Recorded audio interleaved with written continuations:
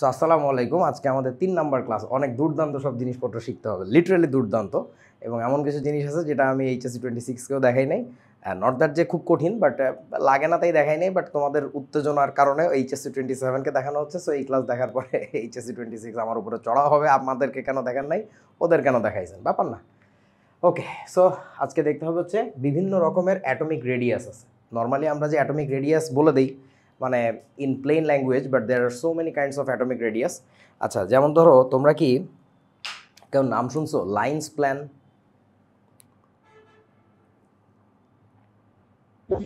না ভাইয়া। শোনার কথাও না। বডি প্ল্যান শোনো নাই। জেনারেল অ্যারেঞ্জমেন্ট শোনো নাই। সো ধরো তোমাকে যদি বলি আমি যে একটা জাহাজের ডিজাইন, তোমার কাছে জাহাজের ডিজাইন মানে ভাই জাহাজের ডিজাইন, সুন্দর একটা জাহাজ আঁকা থাকবে।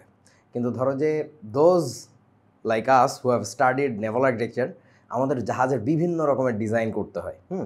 তারপরে ধরো তোমাকে যদি বলি যে একটা বাড়ির ডিজাইন, তা তুমি ঠিক আছে একটা বাড়ির ডিজাইন, একটা কনসেপচুয়াল একটা ব্যাপার থাকে তোমার মাথায়।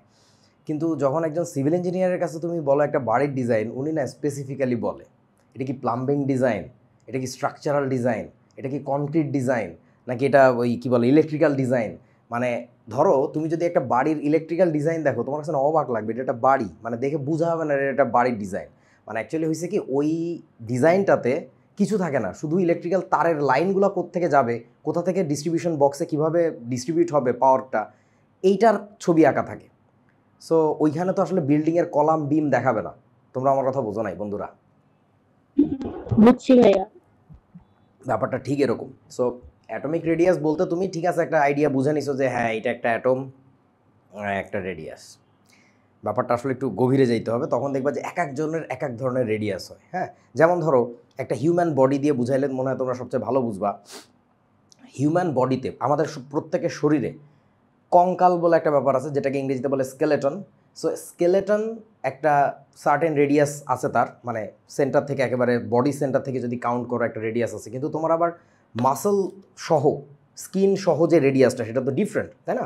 আবার তুমি যদি পোশাক পরা অবস্থায়, শীতকাল আসতেছে, জামা সোয়েটার মেলা কিছু পরা থাকবা, সেই অবস্থায় রেডিয়াস মাপলে আবার আর এক রকম। এখন ধরো একজন বাসের কন্ডাক্টর বা একজন বাসের ডিজাইনার, তার জন্য কোনটা জানা দরকার যে একটা মানুষের রেডিয়াস কোনটা লাগবে? তার স্কেলেটন রেডিয়াস লাগবে, তার স্কিন ডিস্টেন্স লাগবে, মানে স্কিন রেডিয়াস লাগবে, বানাইলাম আর কি নতুন টার্ম, নাকি তোমার পুরা হিউম্যান বডি মানে পোশাক আশাক পরা অবস্থায় রেডিয়াস লাগবে? বলো তো। বলতে পারে না গরুর দল। একজন বাসের ডিজাইনার যে বাস ডিজাইন করতেছে, তার জানা লাগবে দুইজন যাত্রী পাশাপাশি বসলে কতখানি গ্যাপ রাখা লাগে। ওইটার জন্য তো তার স্কেলেটন রেডিয়াস হলে কাজ হবে না তো ভাই। কেটে লাগান, এসি চলতেছে। সো তোমরা কি বুঝছো আইডিয়াটা, যে এক এক ক্ষেত্রে আমাদের রেডিয়াসের ডেফিনেশন এক এক রকম হবে আর কি। সো এই জন্য বলা হয়েছে various kinds of atomic radius. তারপর হচ্ছে ডায়াগোনাল রিলেশনশিপ। এই ডায়াগোনাল রিলেশনশিপটা কি তোমরা 9-10-এ শিখেছিলে? আমি তো 9-10-এ পড়াই, তোমরা কি পড়ছিলা? না ভাইয়া। না ভাইয়া। ওকে, সো এইটা একটা মজার আইডিয়া, অদ্ভুত একটা আইডিয়া। আর হচ্ছে শিল্ডিং ইফেক্ট, এইটার কথা কি আপনাদের মনে আছে? শিল্ডিং ইফেক্ট কখনো শিখছেন কিনা? জি ভাইয়া, আপনি চ্যাপ্টার 2 তে পড়াচ্ছেন। আচ্ছা, ওই জিনিসটা তোমরা অনেকেই তখন বোঝো নাই, আমি জানি ভালো করে। এখন দেখবা যে আইডিয়া আরও ক্লিয়ার হবে, আরও অনেক গভীরে যেতে হবে এখন। চলো, আর এর লাস্টে আমি স্লাইডের মধ্যে রাখছি আয়োনাইজেশন পটেনশিয়াল নিয়ে, যদি সুযোগ পাই কথা বলবো, না পাইতে পারি, এই জন্য টপিকে লিখি নেই। ওকে, সো এই জিনিসটা দেখো একটু রিমাইন্ড করাচ্ছি তোমাদেরকে, ফাউন্ডেশন ক্লাসগুলো এবং গত দিনের ক্লাসটা একটু দাঁড়াও। ওকে, সো দেখো এই জিনিসগুলো মনে পড়ছে নিশ্চয়ই, বলার কিছু নাই। মেটালিক অক্সাইডগুলো কেমন হবে? বেসিক টাইপের হবে। নন মেটালিক অক্সাইডগুলো কেমন হবে? অ্যাসিডিক টাইপের হবে। আর যদি সেমি মেটালিক অক্সাইড বলি তাহলে কী হবে? মেইনলি অ্যাসিডিক টাইপের হবে। আর এদের সেকেন্ড যে ক্যারেক্টারটা, সেটা হচ্ছে মেটালিক হইলে অ্যাম্ফোটেরিকও হইতে পারে, আবার নন মেটালিক হইলে নিউট্রালও হইতে পারে। জাস্ট রিমাইন্ড করাইলাম। এইবার চলো এই কোশ্চেনটার আনসার দিতে হবে। দেখো তো, এটা ফাউন্ডেশনে দেখাইছিলাম নাকি দেখাই নাই তোমাদেরকে? দেখানো হয়েছিল? ওকে, তাহলে একটু ভাবো। নর্মালি আমাদের ল্যাবরেটরিতে অলি ভাই একটু লিখে রাখেন তো মোবাইলে, আজকে ক্লাসের পরে আমি স্টুডিওর স্টোর রুমে খুঁজে বের করবো কেমিক্যাল জিনিসগুলো কোথায় রাখা হয়েছে। মানে আমাদের স্টুডিও শিফটিংয়ের পরে আমাদের যে কেমিক্যাল মাল জিনিস আছে সেগুলো কই রাখছে যে খুঁজে পাচ্ছি না, খুঁজে বের করতে হবে। স্টোরের মধ্যে গাদি মারা আছে মনে হয়, ওটা দেখাইলে তোমরা বুঝতা বলো তো, ল্যাবরেটরিতে নর্মালি তো গেছো মনে হয় বা দেখছো তোমরা, কেমিক্যাল যে সাবস্টেন্সগুলো সেগুলো কিসে রাখে, মানে কোন ধরনের কন্টেইনারের মধ্যে প্রিজার্ভ করা থাকে বলেন? Glass content. গ্লাস কন্টেইনারে। এখন তোমরা কি জানো কেনা বেচা করার সময় দোকানে আমরা যখন যাই, মানে কেমিক্যাল বা সায়েন্টিফিক স্টোরগুলোতে, সেইখানে কিসের মধ্যে থাকে? ওইখানে কাচের কন্টেইনারে থাকে না। থাকলে একটা রিস্ক, ভেঙে চুরে যাবে ট্রান্সপোর্টেশনের সময় বা স্টোরিংয়ের সময়। মোস্টলি রাখে হচ্ছে প্লাস্টিকের কন্টেইনারে, বাট কাচের কন্টেইনারে রাখা এজ ওল্ড প্র্যাকটিস। হ্যাঁ, মানে একেবারে হিস্টোরিক প্র্যাকটিস আর কি। সো যখন মানুষের এটার মানে ট্রান্সপোর্টেশনের প্রয়োজনীয়তা বেশি হলো, তখন আস্তে আস্তে প্লাস্টিকের দিকে গেল। আর প্লাস্টিক তো আগে ছিল না। তো এখনও পর্যন্ত কিছু কেমিক্যাল ম্যাটেরিয়াল আছে যেটাকে আসলে কাচের কন্টেইনারে রাখাই যাবে না, মানে ওটাকে প্লাস্টিকে রাখাই লাগবে, মাস্ট। তো এখন সেই অ্যালকালিটা কোনটা এটা জানতে হবে। গেস করো তো কোন অ্যালকালিটা আছে। এক ভদ্রলোক আছে যাকে হচ্ছে কাচের কন্টেইনারে রাখা যাবে না, রাখলে বিপদ আছে। Sodium hydroxide. তোমরা তো অবশ্যই অ্যালকালি চিনোই একটা, যার কথাই বলি ওই সোডিয়াম এটা হাইড্রোক্সাইড। মানে দেখাইছিল। হ্যাঁ, এটা দেখানোর কথা, সোডিয়াম হাইড্রোক্সাইড। এটাকে কাচের কন্টেইনারে রাখলে কি ঝামেলা হয়? কাচের ফর্মুলা কি বলেন? গ্লাসের ফর্মুলা সিলিকন ডাইঅক্সাইড, SiO2। এখন এটার সাথে এটার কি রিয়াকশন হয় সেটা আমাদের দেখা লাগবে। কারণ কি মনে আছে এই রিয়াকশনটা কিভাবে করে? সিলিকন ডাইঅক্সাইড কোন টাইপের অক্সাইড? এটা একটা সেমি মেটালিক অক্সাইড। সো এটা মেইনলি হচ্ছে অ্যাসিডিক। ওকে, আর তোমার সোডিয়াম হাইড্রোক্সাইডটা কি? বেইজ। সো অ্যাসিড বেইজের রিয়াকশন কেমনে জানি করে? বেইজের সাথে যে রিয়াক্ট করতে চাইবে তাকে অবশ্যই কি হওয়া লাগবে? অ্যাসিড হওয়া লাগবে। সে যদি নিজে অ্যাসিড না হয় তাকে কি করতে হয়? পানির মধ্যে দিতে হয়। মনে আছে নিশ্চয়ই আপনাদের? তাহলে চলে নাকি পানির মধ্যে দেই? পানির মধ্যে দিব তাহলে সোডিয়াম হাইড্রোক্সাইডকে। Sodium hydroxide plus water. Sorry, কাকে দিলাম পানির মধ্যে? সিলিকন ডাইঅক্সাইড না, সিলিকন ডাইঅক্সাইডকে দিতে হবে, ভুল করছি। হ্যাঁ, SiO2। এটার সাথে পানির রিয়াকশনে বলেন তো কি তৈরি হয়? আমরা জানি না কি তৈরি হয়, বাট এইটুকু জানি যে এটা একটা acidic oxide. So acidic oxide was suppose to make acids, তাই না? সো এই অ্যাসিডটাকে যদি চিনতে না পারি তখন টেকনোলজি কি ছিল? ওই অক্সাইডের হাইড্রোক্সাইড লিখে দেওয়া। SiOH হোল কত হবে বলেন? কত লিখবো? SiOH 4। অশিক্ষিতের দল। এই বেটা, এখানে সিলিকনের যোজনী কত, ভ্যালেন্সি কত? 4। 2 না তো, 4। কার্বন সিলিকন একই গ্রুপের এলিমেন্ট না, 2 কেমনে হয়?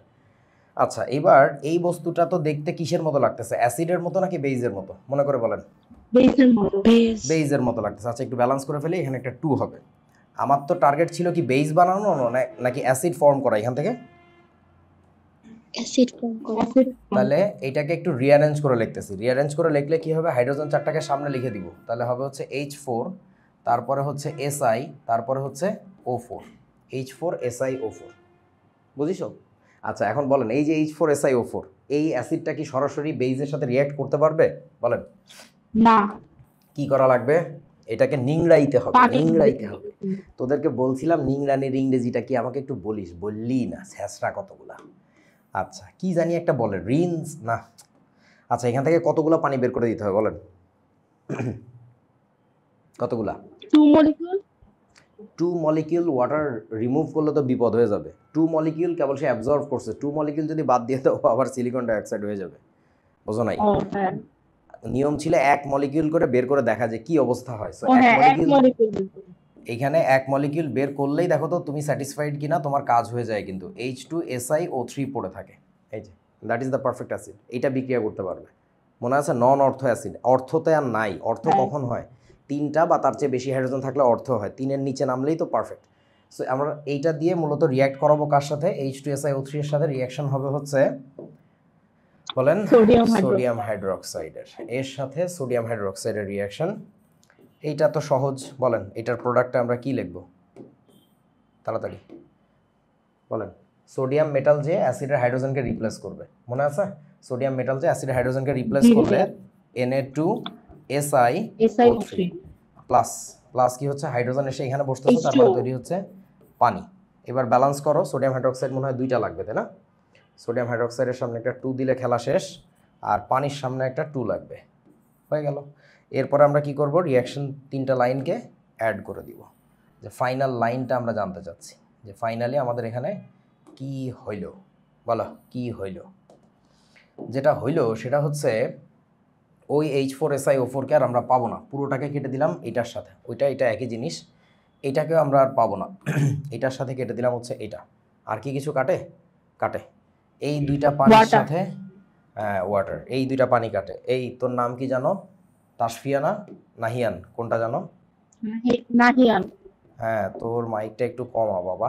আচ্ছা ওকে, সিলিকন ডাইঅক্সাইডের সাথে তাহলে কার বিক্রিয়া? 2 অণু, অণু মানে বুঝো তো সোডিয়াম হাইড্রোক্সাইডের reaction, 2 molecule of sodium hydroxide. তাহলে এই প্রোডাক্ট কী হবে? আমরা এখানে প্রোডাক্ট পাবো হচ্ছে সোডিয়াম সিলিকেট Na2SiO3 প্লাস কতগুলো পানি বলেন তো? 1 অণু পানি, 1 molecule of water, that's it. So তাহলে কাঁচ কি কাচের মতো থাকবে নাকি কাঁচ কি হবে বলেন তো? বলা ইরোশন হবে। গলে যাচ্ছে, কাঁচ রিয়্যাক্ট করতেছে মানে কাঁচ গলে যাচ্ছে। এখন মজার ব্যাপার হচ্ছে কখনো যদি বলছিলাম, কখনো যদি আমাদের কাচের পাত্রে রাখতে হয়ও, কাচের কন্টেইনারে রাখতে হয়ও, সেটার যে ছিপির ইংরেজিও জানি না, মানে ক্যাপ যেটা, সেই ক্যাপটা যেন অবশ্যই কাচের না হয়, ওটা যেন রাবার, প্লাস্টিক, উডেন কিছু একটা হয়, নো প্রবলেম। বাট কাচ যদি ওদিকে মুখে থাকে, ক্যাপে থাকে, আবার বোতলটাও কাচের, তাহলে যেটা হবে তুমি ধরো একটু সোডিয়াম হাইড্রোক্সাইড ঢালছো কোনো একটা রিয়াকশনের জন্য, ঢালছো, তাহলে মুখে লেগে থাকে না, মুখ বরাবর লেগে থাকে। এবার এর মধ্যে তুমি যে কর্কটা লাগাইছো, যে ছিপিটা লাগাইছো, সেইটাও কাচের, তাহলে বুঝছো দুইটা কাচের মাঝখানে বরাবর ব্লুর মতো সোডিয়াম হাইড্রোক্সাইড পড়ছিল।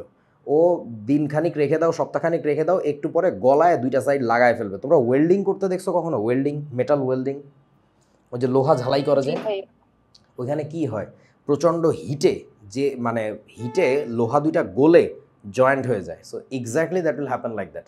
ওই সোডিয়াম হাইড্রোক্সাইডের কন্টেইনার তোমার এরপরে যদি বাইর করতে চাও, ভিতরে দেখবে ডল আছে এখনও, কিন্তু ওইটা বাইর করতে গেলে তোমার বোতল ভেঙে তারপরে বাইর করা লাগবে। এই জন্য যদি কাচের বোতলে রাখো, দ্যাট ইজ নট গুড। তুমি ওটাকে অবশ্যই রাখবা হচ্ছে প্লাস্টিক, রাবার, কাঠ, এই টাইপের কোনো একটা ছিপি দিয়ে, ঠিক আছে? ইনফ্যাক্ট এই কারণে দেখবা পরিমাণগত রসায়ন, মানে কি নাম ওটার, কোয়ান্টিটেটিভ কেমিস্ট্রি চ্যাপ্টার যখন আমরা পড়বো, তখন দেখবা বুরেট নামে একটা জিনিস আছে। বুরেট জিনিসটা কি? এই কেমিক্যাল একটা মানে কাজে লাগে আর কি, একটা ইনস্ট্রুমেন্ট। সো ওইটার মধ্যে না আমরা অ্যাসিড বা বেইজ রাইঘা দেই, পরে মাথায় একটা স্টপ কর্ক লাগানো থাকে। আমার একটু সর্দি কাশি হয়েছে, সিজন চেঞ্জিংয়ের মনে হয়, নাকি রাত জেগে বেশি থাকার কারণে। সো এর মধ্যে ধরো এরকম রাইখা দেই, এই স্টপ কর্ক খুলে আমি এখান থেকে ঢালি, স্টপ কর্ক খুলে ঢালি আর কি, মানে ফোটায় ফোটায় ডিপিং করি। সো ঘটনা হচ্ছে এর মধ্যেও প্রিজার্ভ করার ক্ষেত্রে এই সোডিয়াম হাইড্রোক্সাইড নেওয়া হয় না। বুরেটের মধ্যে কিছুদিন থাকলেই ওই কাঁচ খাওয়া শুরু করে, খেয়ে ওটা নষ্ট করে ফেলে। তোমরা কি বুঝছো আমার কথা? বোঝা না? জি ভাই।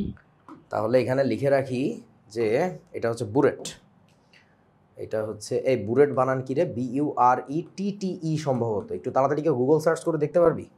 জি ভাই এটাই। ও ইয়েস। ও তোমরা বুরেট কেমনে চিনো? হাই হাই, আমরা তো ইন্টারমিডিয়েটে শিখছি, কেমনে চিনো? ল্যাবে দেখছিলাম। ও গুড, উত্তেজিত 27। হ্যাঁ আচ্ছা, এটাকে তাহলে আমরা না বলবো ভাই, স্কুলে থাকতে দেখছিলাম ল্যাবে। Okay, do not keep sodium hydroxide in it. এটা খুবই সেন্সিটিভ একটা ডিভাইস, মানে এটার গায়ে ভলিউমেট্রিক লেবেলিং থাকে, মানে দেখা যায় যে কত থেকে কত ভলিউম পর্যন্ত তুমি এখানে ইউজ করতেছো। সো এই জন্য এটার ভিতরের যে ভলিউমটা, এটা খুবই প্রেসাইজ। হ্যাঁ, ভিতরের যে সারফেসটা থাকে, ওইখানে সোডিয়াম হাইড্রোক্সাইড রেখে দিলে ওটা খাইতে থাকবে, খারাপ হয়ে যাবে আর কি জিনিসটা। ওকে, সো এখন ধরো বুরেট আবার ইদানিং কেমিক্যাল ইনস্ট্রুমেন্ট অ্যাপারেটাস সব মোটামুটি প্লাস্টিকের হয়ে গেছে, ভালো ভালো কোয়ালিটির প্লাস্টিকের, প্রাইস অনেক। কেন? মানুষ জানে যে এটা বানাইতে খরচ কম হইলেও যেহেতু জিনিসটা কাচের জিনিসের এরকম ঝামেলা আছে, ভাঙে যায়, সেন্সিটিভ, প্লাস হচ্ছে তোমার কেমিক্যালি বিভিন্ন রিয়্যাক্ট করে। সো প্লাস্টিক ইউজ করে, ইনার্ট টাইপের নন রিঅ্যাক্টিভ প্লাস্টিক ইউজ করে। সো আর প্লাস্টিক তো জানো পচে না, ডিকম্পোজ করে না। সো এই বুরেটও কিন্তু এখন বেরোইছে কাচের, সো যদি প্লাস্টিকের। যদি তোমার ল্যাবে সব প্লাস্টিকের থাকে তাহলে তো তোমার এইসব প্যারাশানি খাওয়ার দরকার নেই। বাট তোমাকে জানতে হবে স্টিল নাও যে কেন আমি কাচের চেয়ে বেশি প্রেফার করতেছি প্লাস্টিকটাকে। দ্যাটস ওয়াই এগুলো আলোচনা করতেছি। এরপরে চলো এইটা প্রশ্নের উত্তর দাও। Which acid is stored in plastic container in the laboratory instead of glass container? Give the reason. বলো। একটা অ্যাসিড আছে ওই বেইজটার মতো, যাকে আমরা কি করি প্লাস্টিক কন্টেইনারে রাখি। আমরা এটাকে ইয়াতে রাখতে পারবো না, ওই একইভাবে কাচের কন্টেইনারে রাখতে পারবো না, রাখলে ঝামেলা আছে। বলেন তো কি কোনটা? What do you think? Sulphuric acid. ইন্না লিল্লাহি ওয়া ইন্না ইলাইহি রাজিউন। আব্বা আরেকবার ভাবো। আচ্ছা, সেই অ্যাসিডটার নাম হচ্ছে KMNO4 এই বেটা KMNO4 কি অ্যাসিড নাকি? অশিক্ষিত। KMNO4 কি বলেন, তাড়াতাড়ি বলেন। KMNO4 কি? সবাই বলো। এটা একটা সল্ট। কেমন সল্ট? Oxidising agent. এটা অক্সিডাইজিং ক্যাপাসিটি আছে তার, অক্সিডাইজার। আচ্ছা, সো বেসিক্যালি হচ্ছে একটা অ্যাসিড যেটার কথা বলা হচ্ছে এখানে, সেই অ্যাসিডটা হচ্ছে HF, হাইড্রোফ্লুরিক অ্যাসিড অথবা হাইড্রোজেন ফ্লুরাইড। হাইড্রোফ্লুরিক অ্যাসিডকে যদি তুমি কাচের পাত্রে রাখো, কাচের পাত্রে রাখার মানে হচ্ছে সিলিকন ডাইঅক্সাইডের সাথে রিয়াকশন। এই বিক্রিয়ায় কি হয় জানো? ভেবে দেখো তো, এটা দেখানো হয়েছে কিনা তোমাদের? না দেখানো হইলেও নিজেরা করো, বলো কি হবে এইখানে, বলেন। এখন তুমি একটু উল্টা করে চিন্তা করো না, যে এইটা হচ্ছে মেটাল টাইপের, আসলে মেটাল তো না, এটা তো সেমি মেটাল, তাই না? মেটাল নন মেটালের মাঝামাঝি একটা ব্যাপার। সো এইটা একটা অ্যাসিড, তাহলে অ্যাসিড বেস রিয়াকশন কেমন হয় একটু মনে করে বলেন তো। সিলিকন যে বলো কাকে রিপ্লেস করবে জানো? হাইড্রোজেনকে। অ্যাসিডের হাইড্রোজেনকে। অর্ধেক কথা বললে হবে না, অ্যাসিডের হাইড্রোজেনকে। তোমাদের ফাউন্ডেশনের ক্লাসগুলো মাস্ট রিভিউ করা উচিত। এই চ্যাপ্টারে সবই দেখবা যে ওইখান থেকে টান দিব আর কি, কঠিন জিনিসগুলো বিশেষ করে। ওকে, সো এইটা যদি যে হাইড্রোজেনের জায়গায় বসে, তাহলে hydrogen was suppose two be coming here. So তাহলে হাইড্রোজেন এসে এখানে বসবে। তাহলে বলেন তো কম্পাউন্ডটা আমাদের কি হবে, কি পাওয়া যাবে? SI, তার পাশে কে? SI F, F কত? 4, কারণ সিলিকনের ব্যালেন্স এখানে 4 প্লাস কি তৈরি হচ্ছে বলেন? হাইড্রোজেন এসে যখন এখানে বসবে, হাইড্রোজেনের সাথে অক্সিজেনের রিয়াকশনে তৈরি হবে হচ্ছে পানি। সহজ। ব্যালেন্স করতে গেলে কি করা লাগবে? HF এর সামনে একটা 4 দেওয়া লাগবে, আর ওই পানির সামনে একটা 2 দেওয়া লাগবে, শেষ। আচ্ছা, এখন ওই কন্টেইনারে যদি তুমি আরও বেশিক্ষণ রেখে দাও এই বস্তুটাকে, তাহলে এটা আবার ফার্দার রিয়্যাক্ট করে। আমার মনে হয় এটা দেখাইছিলাম তোমাদেরকে ফাউন্ডেশনে, এটার সাথে HF আবার রিয়্যাক্ট করে। জি ভাইয়া, এটাও দেখাইছিল। হ্যাঁ, সবই দেখিয়েছি, কিন্তু কিন্তু ভুলে গেছি। আপনি তো এমনভাবে বলেছেন যে এইগুলো আসলে বেসিক কথাবার্তা, মাটির নিচে থাকে, মাটির উপরে লাগবে না, মানে পরীক্ষায় লাগবে না, তাই আর পড়ি নাই, মন নাই, এমনি ক্লাস করছি আর কি। এই তামাশা না করলে ভাইয়া, বিপদ। পড়ছিলাম কিন্তু ভুলে গেছি সব। হ্যাঁ, H2SiF6। হ্যাঁ, এই অ্যাসিডটার নাম কি? এই অ্যাসিডটার নাম কি? H2SiF6। এটার নাম হচ্ছে হাইড্রোফ্লুরো FLUORO সিলিসিক SILICIC, হাইড্রোফ্লুরোসিলিসিক অ্যাসিড। মজার। সো তার মানে কি বলেন, HFকে কি আমরা কাচের পাত্রে রাখবো নাকি রাখবো না? আনসার হচ্ছে রাখবো না, কাচ পাত্র খেয়ে ফেলবে। তাহলে এটাকেও কোথায় রাখবো? এইটাকে ভাই, এইটাকেও রাখবো হচ্ছে আমরা প্লাস্টিকের কন্টেইনার। প্লাস্টিকের কন্টেইনারে। এবং তোমরা এখন একটু তাড়াতাড়ি হাত তোলো, আমাকে একটু বলো কে কে তোমরা ব্রেকিং ব্যাড দেখেছো? ব্রেকিং ব্যাড দেখো নাই? হায় হায়, কতিপয় অশিক্ষিত। ব্রেকিং ব্যাড দেখোস নাই, তাহলে কি করতেছস? সো তোমাদেরকে এখন আমরা একটা সিনেমা দেখাবো, টিভি সিরিজ বেসিক্যালি। তোমরা একটু নাম লিখে নিতে পারো, ব্রেকিং ব্যাডটা অবশ্যই দেখবা। হ্যাঁ, ওইটা দেখা তোমরা ওইখান থেকে খারাপ জিনিসপত্র শিখবা না, ওইখানকার ভালো জিনিসগুলো শিখবা। ওইখানে অনেক শেখার মতো জিনিস আছে, তার মধ্যে একটা বিশেষ কেমিক্যাল ব্যাপার আছে আর কি। আচ্ছা, ব্রেকিং ব্যাডের একটু প্রথমে ইয়াটা বলি, মানে ইনিশিয়াল কথাটা। মানে এটা হচ্ছে একজন কেমিস্ট্রি টিচার, ওয়াল্টার হোয়াইট তার নাম থাকে ওইখানে, আর তার একজন ছাত্র জেসি পিঙ্কম্যান, তার গল্প আর কি।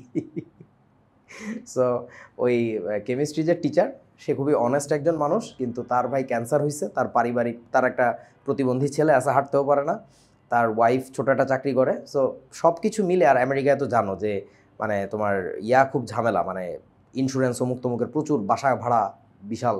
সো সে চাপে পড়ে, সে তার যে ছাত্র এই যে জেসি পিঙ্কম্যান, ওর সাথে আসলে ড্রাগ বিজনেসে ঢুকে যায়। হ্যাঁ, মানে করতে চায় না, বাট সে একটা জিনিস ভাবে, সেটা হচ্ছে যে এই যে তোমরা ইয়াবা খাও না? তোমরা তো খাও না, লোক কি বাচ্চা কাচ্চা, ভালো। মানে যে অনেকে ইয়াবা খায় বলে না, ইয়াবার রাসায়নিক নাম জানো, মানে কেমিক্যাল নেম কি? না ভাইয়া। Methyl amphetamine. সো এইটাকে বলে হচ্ছে সংক্ষেপে আমেরিকায় মেথ। মিথাইল ওইখান থেকে সংক্ষিপ্ত নাম হচ্ছে মেথ। এটা আমি বানানো দেখাই আর কি। সো তোমরা এটা দেখে বাসায় বানাইতে পারো। কিলায় মারি ফেলবো, বানাইতে পারবি না। যাই হোক, সো ওই মিথাইল অ্যামফেটামিন এটা বেসিক্যালি মেইন কম্পাউন্ডটা। তো ও যখন ধরে মানে ওই ছাত্রটাকে যে তুমি কিসের ব্যবসা করো, কি করো, তোমার পুলিশ খোঁজে কেন, তখনও বলে যে আমি এটার ব্যবসা করি। তো তখন সেই প্রফেসর ভাবে যে এটার কোয়ালিটি তো বাজে, বানায় বেচে। বলে হ্যাঁ এইটাই তো পাবলিকে খুব খায়। তো পরে প্রফেসর ভাবলো যে খাবেই যেহেতু, ভালো জিনিস খাক, আমি বানায় দিচ্ছি, মানে আমি প্রো। সো সে তখন বানানো শুরু করে।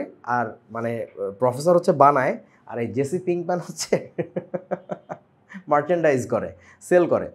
সো ওর যেহেতু ওদিকে লোকজন আছে আর ওর তো এইদিকে নলেজ আছে, তো এইটা নিয়ে স্টোরিটা যে মানে এইটার মানে কাহিনীটা কি আসলে। সো আমি তোমাদেরকে ড্রাগ বানানোর কথা মানে বলতেছি না, বাট দেখো এই নাটক, সিনেমা, গল্প, টিভি সিরিজ এগুলো বানানো হয় খুবই ভালো ভালো ফিলসফি নিয়ে। ছোট ছোট এখানে মাইক্রো লার্নিংয়ের অনেক জায়গা থাকে, but in the pace of story তুমি টেরও পাবা না সাবকনশিয়াস মাইন্ডে তুমি আসলে কী শিখতেছো। যে শয়তান ফাজিল সে এখান থেকে ড্রাগ বানানো শিখবে, ড্রাগের বিজনেস শিখবে। যে আসলে পজিটিভ একটা মানুষ সেখান থেকে শিখবে যে জীবন আসলে একটা স্মুথ গতিতে যায় না, প্রতি মুহূর্তে তোমার একটা টুইস্ট থাকে, একটা গ্যাঞ্জাম হয়। সেই প্রবলেমগুলো, সেই মাইক্রো ম্যানেজমেন্টটা কীরকম হয় আসলে, কিভাবে করা উচিত এবং কতটা স্টুপিডিটি আমরা করে থাকি। সো ওইটারই একটা নমুনা তোমাদেরকে দেখাবো আজকে আর কি। সো ওদের এই ড্রাগ বিজনেস যেহেতু, এটা বুঝতেই পারতেছো। সো কী হচ্ছে, কোনো এক পর্যায়ে একটা মানুষ খুন হয়ে যায়। এরকম কত মানুষই খুন হয় দেখবা পুরাটা দেখলে। তো তার মধ্যে একজনের বডি ডিসপোজ করতে হবে। তো এই যে জেসি পিঙ্কম্যান গাধা, এই গাধাটা বুদ্ধি দেয় যে এরে ফালায় দেই বা নাহলে পোড়ায় দেই, কিছু একটা করি। তো প্রফেসর তো চালাক মানুষ, সে বলে নো, এটা করা যাবে না। কেন করা যাবে না? কারণ তুমি মাটিতে পুঁইতা ফেলাইলেও খুঁজে পাওয়া যাবে, ট্রেস ব্যাক করলে আমাদের ধরে ফেলবে। যদি তুমি পোড়ায় ফেলো তাও ডিএনএ টেস্ট করে বাইর করা যাবে। যেটা করা লাগবে সেই জিনিসটা হচ্ছে, গেস করেন তো কী করা লাগবে? দেখি কেমিস্ট্রি কেমন পারো তোমরা, কেমন জেসি পিঙ্কম্যান হইতে পারবা if I am the Walter white. Guess করো কি করছে কেমিস্ট্রির প্রফেসর। সে যেটা বুদ্ধি দিয়েছে, বুঝি নাই কি বডি ভেপারাইজ করে ফেলছে। ভেপোরাইজ কিভাবে করছে সেটা হচ্ছে প্রফেসর বুদ্ধি দিয়েছে। প্রফেসর ওকে এক্সপ্লেন করে নাই, ওকে জাস্ট বলছে তুমি অ্যাসিড কিনে নিয়ে আসো। অ্যাসিডে যদি ডিজলভ করে ফেলো, একটু ভাবতে পারতেছো তোমার বডির প্রত্যেকটা molecule that will be reacting with acid and it will be form to something else. ওটা লিটারেলি আর কখনো তুমি টার্ন ব্যাক করে বুঝতে পারবে না যে কী ছিল এটা। মানে you'll become just like a dissolve thing, I don't know what. So ওই বুদ্ধিতে বলে যে HF কিনে নিয়ে আসো, হাইড্রোফ্লুরিক অ্যাসিড। সাথে প্রফেসর বলে দেয় যে তুমি ইয়া নিয়ে আসবা, একটা বড় প্লাস্টিকের ড্রাম, এরকম বড় সাইজের নিয়ে আসবা। এখন প্লাস্টিকের ড্রাম কেন আনতে বলছিল বুঝছো? অ্যাসিড দিয়ে রিঅ্যাক্ট করাচ্ছ। হ্যাঁ, অ্যাসিড তো ওর সাথে রিয়্যাক্ট করবে না। সো প্লাস্টিকের ড্রামে ঢুকায়া বডিটাকে তারপরে অ্যাসিড ঢেলে দিবে। বোঝ ব্যাপারটা কতটা মানে বুদ্ধিদীপ্ত একটা আইডিয়া। হ্যাঁ, I do accept that's a very evil idea, but তোর এখান থেকে কেমিস্ট্রি শিখতে হবে। ঠিক আছে, আমরা একটু দেখি, ভিডিওটা দেখি, মানে তোমাদেরকে প্লট বললাম এতক্ষণ আর কি।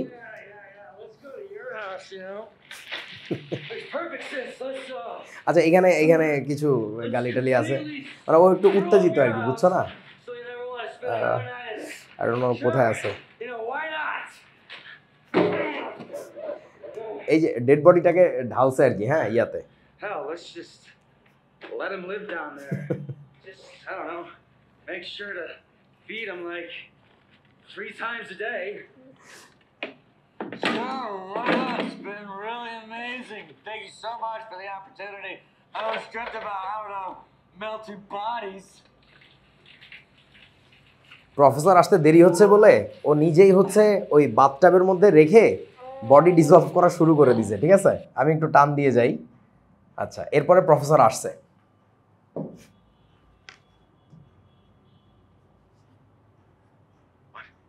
Yeah, that's right. She almost caught me moving Emilio. And why'd you go and tell her I was selling you weed? আচ্ছা, আসল জায়গায় চলে যায় আর কি। কোথায় যে আছে, আচ্ছা এই যে দেখো, took care of Emilio. You're still diddling around trying to get your nut up. Oh, well, boo-hoo. I have the truly awful job here. Oh, you want to talk?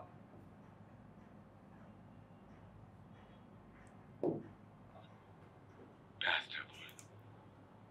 What do you mean, bathtub? You know, that's another thing. Why you got me running around town trying to find some stupid piece of plastic when I have a perfectly good one in you? বুঝছো? প্লাস্টিকের ড্রামের দরকার কি? আমি তো বাথটাবের মধ্যে করে ফেলছি। Hey!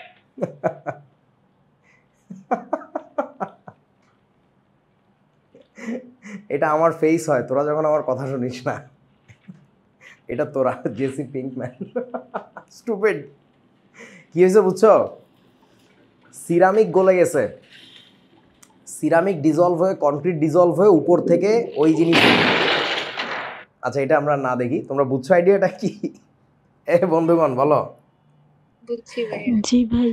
সো ঘটনা হচ্ছে যে ওস্তাদের কথা না শুনলে যেটা হবে, জীবনে পদে পদে এরকম ধরা খাবা।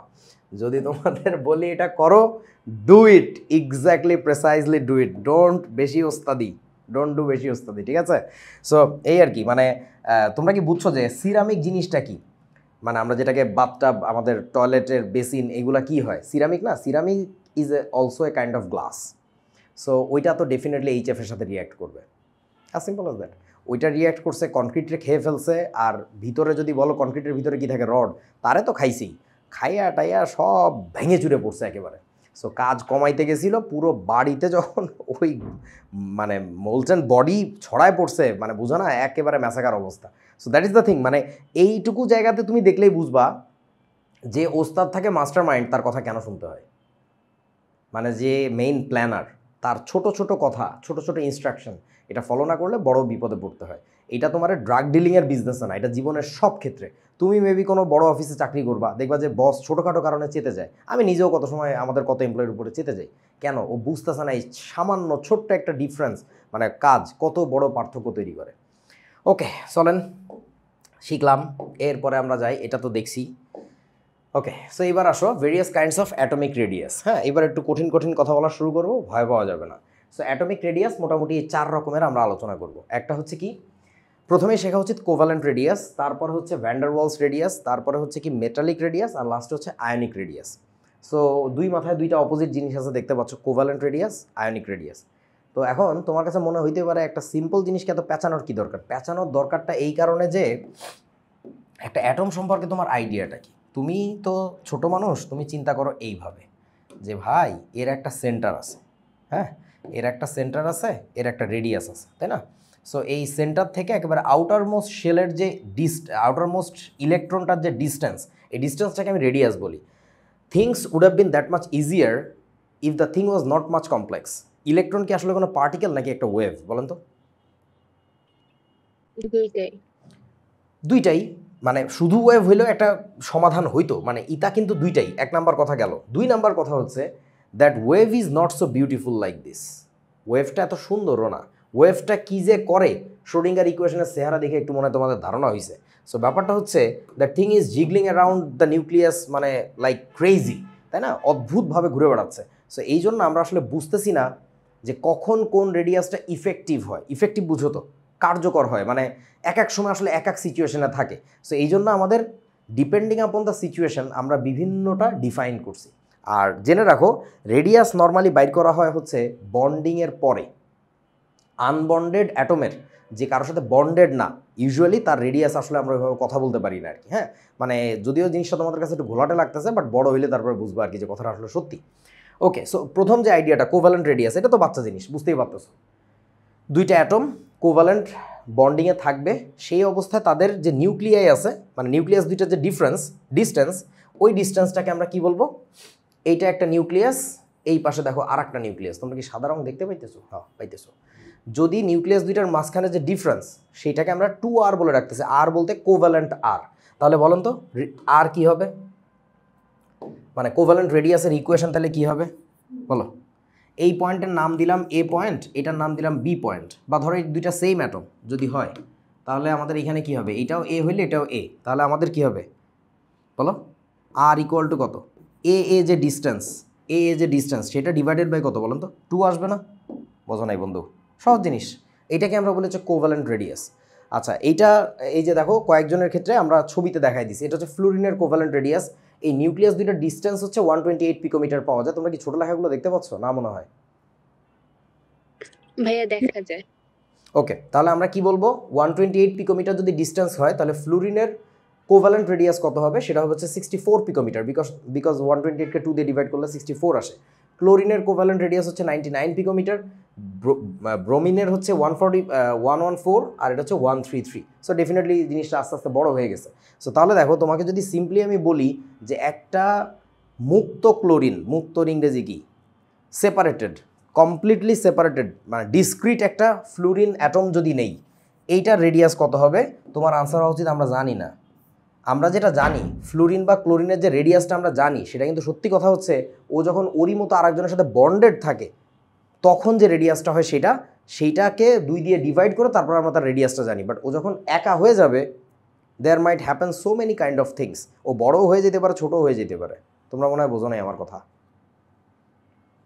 এখানে কিছুটা ওভারল্যাপিং দেখতে পাচ্ছ, মানে কোভ্যালেন্ট বন্ডিংয়ের ফলে দুইটা অ্যাটমের মধ্যে কি ওভারল্যাপিং হয় নাকি হয় না বলেন তো? হয়। হয়। তাহলে বুঝতে পারতেছো না যে ওভারল্যাপ করার পরে এখন আমি এই নিউক্লিয়াস থেকে এই নিউক্লিয়াসের ডিস্টেন্সটা নিচ্ছি, এই ডিস্টেন্সটা নিয়ে সেটাকে 2 দিয়ে ডিভাইড করতেছি। বাট ভাইরে, ও যখন একা হয়ে যাবে রে সোনা, ও যখন একা হয়ে যাবে তখন তো কাহিনী আলাদা হবে, তখন আরেকটু কি এক্সটেন্ড করবে না জিনিসটা? বোঝার নেই আমার কথা? মানে এখানে তো ওভারল্যাপিং ছিল, এখানে তো ওভারল্যাপিংটা পাচ্ছি না আমরা। বুঝছো কি? বোঝা না? জি ভাইয়া বুঝেছি।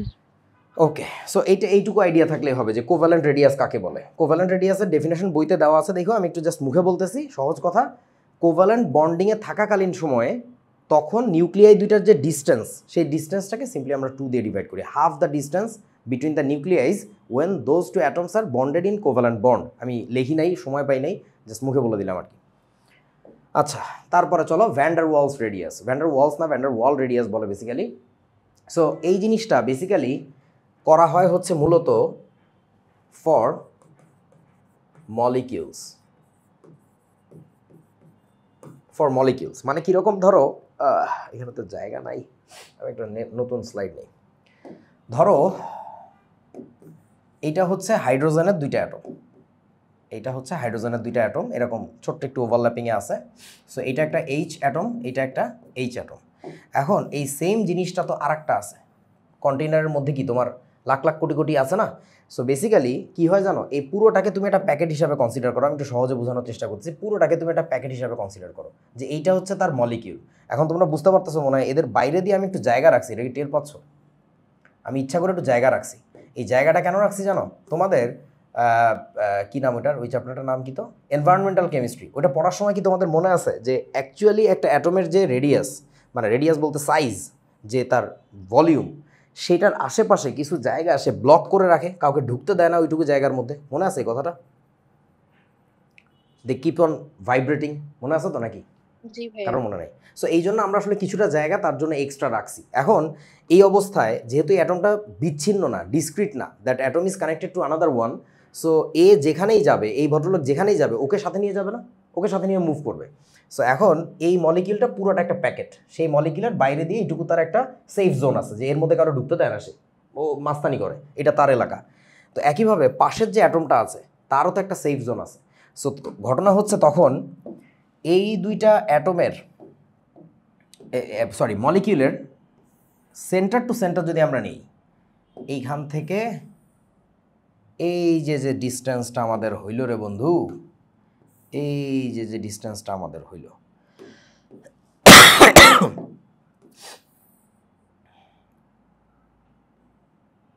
এই যে ডিস্টেন্সটা আমাদের হইল না, এটা যদি ডি হয় তাহলে এইটাকে আমরা 2 দিয়ে ডিভাইড করব এবং এইটাকে আমরা বলবো হচ্ছে আর van der Waals. Van der Waals radius এই যে এখানে দেখো ছবিতে দেখানো হয়েছে, এই যে খেয়াল করেন, সেটা হচ্ছে এইটা আস্ত একটা মলিকিউল। আমি একটু ছবি আগে ঠিক মতো, এইটা আস্ত একটা মলিকিউল, দেখো এইটা একটা মলিকিউল, এই পাশে দেখো আর একটা মলিকিউল আছে। মানে গ্রাফিক্স ডিজাইনার তার মতো করে আঁকছে, ইন্টারনেট থেকে পাওয়া ছবি, বুঝো না? আমি একটু গভীরে যাই বোঝানোর চেষ্টা করতেছি। এই দুইটারে কি কালার দিলে, আচ্ছা ব্ল্যাকই দেই, ব্ল্যাক বোঝা যায়, হ্যাঁ ওকে। সো এই দুইটা মলিকিউল আমি যেভাবে আঁকছি একেবারে কই গেল স্ট্যান্ডার্ড পাশাপাশি সুন্দর আছে, এরা তো সবসময় পাশাপাশি থাকবে না, তো ঘুরান্টি গাইতেছে ডিগবাজি গাইতেছে ঠিক নাই কী করতেছে। সো ওরা একটু সুন্দর করে আঁকার চেষ্টা করছে এই ব্যাপারটা। So van der Waals diameter হচ্ছে কোনটা, এর নিউক্লিয়াই থেকে এর নিউক্লিয়ার ডিস্টেন্সটাকে বলতেছি van der Waals diameter. Diameter covalent distance কি, আচ্ছা এইটারে যে কোভ্যালেন্ট ডিস্টেন্স বলছে কেন বলছে বুঝছো, এটা কি কোভ্যালেন্ট ডিস্টেন্স না, একটু তাকায় দেখেন তো। নিউক্লিয়ার মানে বুঝছো কি আমার কথা, বুঝো নাই? এইটুকু তো একটা মলিকিউল তাই না, এইটুকু দেখো একটা মলিকিউল, এই মলিকিউলের মধ্যে কি আছে, দুইটা অ্যাটম আছে, সেই দুইটা অ্যাটমের নিউক্লিয়াসের মধ্যে যে ডিস্টেন্স, সেই ডিস্টেন্সটাকে আমরা 2 দিয়ে ডিভাইড করলে এইটুকু পাবো কোভ্যালেন্ট রেডিয়াস, আর এইটুকু হচ্ছে কোভ্যালেন্ট ডায়ামিটার। বুঝতে পারছো কি? জি ভাইয়া। ওকে, সো একইভাবে ওর ওদিকে আর কোভ্যালেন্ট ডায়ামিটারটা দেখায় নাই, কিন্তু এই মলিকিউলের সেন্টার থেকে, মলিকুলার সেন্টার ধরে নাই, ওরা নিকটস্থ মানে ক্লোজেস্ট অ্যাটমটা ধরছে, ব্যাপার না, এটা তো আসলে উল্টা ডিগবাজি খাবে, বিভিন্ন রকম হবে। মানে মেইন আইডিয়াটা হচ্ছে এইটা নিউক্লিয়াস থেকে, নিউক্লিয়াস মানে এটা সেন্টার থেকে ওই অ্যাটমের সেন্টার পর্যন্ত ধরতে হয়। অ্যাটম বলতেছি বারবার ভুলে, মলিকিউলের সেন্টার টু মলিকিউলার সেন্টার, বুঝছো কি? বুঝে না? সেইটাকে আমরা 2 দিয়ে ডিভাইড করব, এইটাকে আমরা বলি হচ্ছে মূলত ভ্যান ডার ওয়াল রেডিয়াস, বুঝছেন? ভাইয়া মলিকিউলের সেন্টারটা কি ওভারল্যাপিং রিজিয়নে থাকবে? বুঝি নাই কোশ্চেনটা, এখানে একটু তাকায় দেখো। ওভারল্যাপিং রিজিয়নে, এখন ধরো আমি এটা খুবই সিম্পল মলিকিউল দিয়ে দেখাইছি, ডাইঅ্যাটমিক মলিকিউল।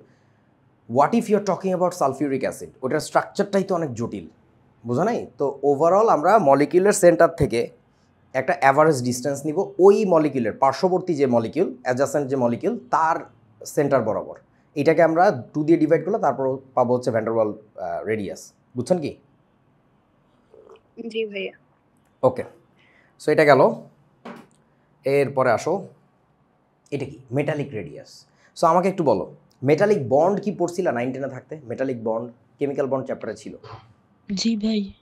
ওইখানে কি বলছিল বলো তো, একটা মেটাল পিসে, আ পিস অফ মেটাল, সেখানে কি থাকে, ভিতরে থাকে হচ্ছে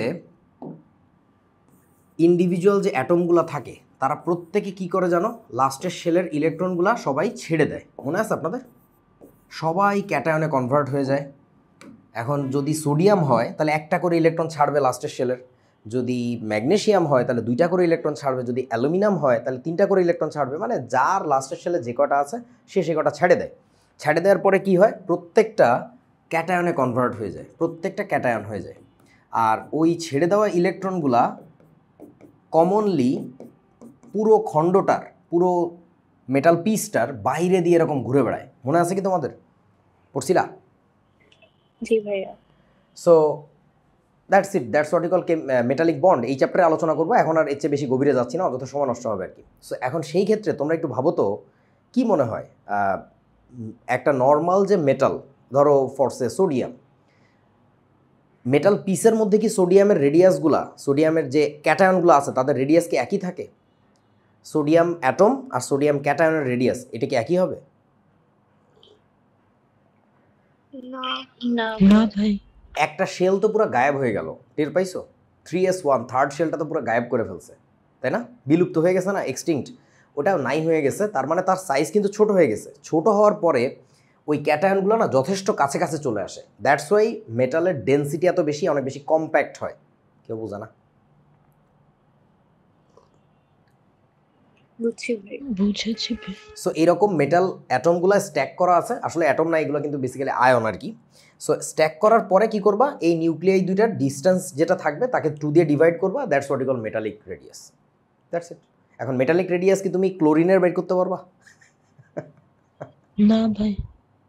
মেটালদের বের করা যাবে, এইটাই, আর কিছু না আর কি। এখন আমাকে একটু বলেন যে আমরা কোভ্যালেন্ট রেডিয়াস কি সোডিয়াম পটাশিয়ামের বের করতে পারবো? না ভাই। করা যাবে না তো। সো ওইটার আবার কাহিনী আছে, মানে এখন সাদা চোখে ধরে রাখো যে করা যাবে না, বাট যাই হোক বাদ দিই, এখন মূল আইডিয়াটা বুঝলে হয়েছে। তাহলে এটা কি মেটালিক রেডিয়াস গেল। তারপরে চলো আয়নিক রেডিয়াস পড়বো, তার আগে একটু বলো তো, কমন সেন্স ইউজ করে বলো, এই 3টা টাইপের রেডিয়াস। আয়নিক মানে কি, আয়নের থাকবে। সো আয়ন তো 2 টাইপের হয় আমরা জানি, একটা কি ক্যাটায়ন, একটা ওই পাশেও অ্যানায়নিক লিখছে, এই পাশেও অ্যানায়নিক লিখছে, বলদগুলা। আচ্ছা ধরো এক পাশে আছে ক্যাটায়নিক, আমাকে একটু বলো কোনটার রেডিয়াস বড় হয়েঙ্গে, এই সিকোয়েন্সটা কি Anion। হবে? হ্যাঁ শিওর? জি ভাই। ওকে আমি একটু লিখে নেই, দাঁড়াও। CATION, হ্যাঁ বলো এবার কোনটা রেডিয়াস বড় হবে? অ্যানায়নের রেডিয়াস বড় হবে, অ্যাটমের রেডিয়াস নাকি ক্যাটায়নের রেডিয়াস বলেন তো? Anion। Anion will be biggest in size. কেন, সবাই কি বুঝতে পারছেন? কারণ ওর Shell মধ্যে number increase। ইনক্রিজ না করলেও ইলেকট্রন বাড়লে তোমাদের মনে থাকার কথা বেসিক্যালি শিল্ডিং ইফেক্ট বাড়ে। কেউ বোঝে না, অশিক্ষিত। এই যে ধরো নিউক্লিয়াস, এটা ফার্স্ট শেল, এটা সেকেন্ড শেল, এটা ধরো থার্ড শেল। ওকে, সো এখন ঘটনা হচ্ছে ভিতরের শেলে তো কিছু সংখ্যক ইলেকট্রন ছিল, এই 8টা ইলেকট্রন দিলাম, ছোটোবেলার মতো করে আঁকতেছি। আর বাইরের শেলে ধরো কারো একজনের 5টা ইলেকট্রন ছিল, সো এরকম কিছু একটা ছিল আর কি, এই 5টা ছিল। এখন সে আরও 3টা নিচে বাইরে থেকে, সেই 3টাকে আমরা এই যে ক্রস করে আঁকতেছি, ক্রস, এই যে 3টা ইলেকট্রন নিচে, বুঝতে পারছো? নেওয়ার পরে একটু ভাবো তো, এই সেকেন্ড শেলের ইলেকট্রনগুলা থার্ড শেলের ইলেকট্রনকে কোন দিকে রিপালস করতেছিল, মনে আছে? বাইরের দিকে নাকি ভিতরের দিকে বলেন তো? বাইরের দিকে। এখন তাইলে তোমার লাস্টের শেলে ছিল 5টা ইলেকট্রন, আগে 2 2 4 আর 1 5, এখন 8টা ইলেকট্রন হয়েছে। তার মানে কি বাইরের দিকে রিপালশন আরও বেড়ে যাবে না? বোঝে না? জি ভাই। দ্যাটস ওয়াই অ্যানায়নিক রেডিয়াস বড় হয়। অ্যাটমের রেডিয়াস তার চেয়ে ছোট হবে। আর ক্যাটায়ন মানে কি, ও লাস্টের শেলে ইলেকট্রনগুলো ফালাই দিছে, কমায় দিছে, তার মানে হয়তো বা শেলই গায়েব হয়ে গেছে। শেল গায়েব না হয়ে গেলেও যেহেতু এখানে রিপালস করার জিনিসপত্র কম, তাহলে আকারটা কিন্তু আরেকটু কী হয়েছে বলো তো, ছোট হয়ে গেছে। বুঝছো কি তোমরা আমার কথা? জি ভাই। ওকে, সো দেখো এখানেও তোমার শিল্ডিং ইফেক্টটা কত সুন্দর কাজে লাগতেছে। অথচ তোমরা সেই শিল্ডিং ইফেক্টের কনসেপ্টটা কিন্তু আমি যতদূর মনে পড়ে কোয়ালিটেটিভ কেমিস্ট্রি পড়ানোর সময় না বলছি, খালি মাথার উপরে দিয়ে গেছে মনে হয়, বাট এখন তুমি ন্যাচারালি ফিল করতে পারতেছো। That is what happens with studying, not only about chemistry. যে কোনো কিছু প্রথমবার শুনলে অনেক কঠিন মনে হয়, ধৈর্য ধরতে হয়। আচ্ছা ঠিক আছে বুঝছি, তোর কথা মানে লইছি, পরের বার শুনবা, আরও একবার শুনবা, দেখবা আচ্ছা বুঝছি। মানে with maturity it comes clarity, it gives clarity. So তাহলে এই আইডিয়া বলো। আয়নিকে ইলেকট্রন বেড়ে যায় না, তাহলে অ্যাট্রাকশন বেড়ে যাওয়ার কথা না? বুঝি নাই বাবা, আয়নিকে মানে কোথায়, ক্যাটায়নে নাকি অ্যানায়নে? অ্যানায়নে ইলেকট্রন বেড়ে যাওয়ার কথা না, ইলেকট্রন আচ্ছা, বেড়ে ইলেকট্রন বেড়ে গেলে তুমি ভাবতেছো অ্যাট্রাকশন বেড়ে যাওয়ার কথা। ওকে, গুড পয়েন্ট। তোমরা একটু জেনে নাও তাহলে সবাই, সেটা হচ্ছে প্রোটন যত বাড়বে, প্রোটন বাড়লে, বাংলাতেই লিখি, প্রোটন বাড়লে সেন্টারের দিকে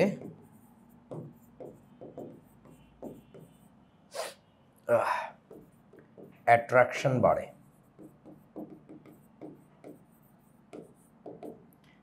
প্রোটন বাড়লে মানে বুঝছো, ইলেকট্রনের কম্প্যারিজনে, মানে নর্মাল অ্যাটমে কি থাকে, যতগুলো প্রোটন ততগুলোই ইলেকট্রন থাকে না, অর্থাৎ চার্জ নিউট্রাল থাকে। এখন প্রোটনের সংখ্যা বাড়ার মানে কি, মানে হচ্ছে ইলেকট্রন বেসিক্যালি কমে গেছে। ইলেকট্রনের সংখ্যা যদি কম হয়, ইট পুলস মোর, কম সংখ্যক ইলেকট্রন বাট এখানে বেশি সংখ্যক প্রোটন। মানে প্রোটনের চাহিদা কি থাকে, equal number of electrons will be in the shell, but যদি না থাকে, যদি কমে যায়, তখন অভাবে পড়ে, তখন আরও বেশি করে টানে, বুঝছেন?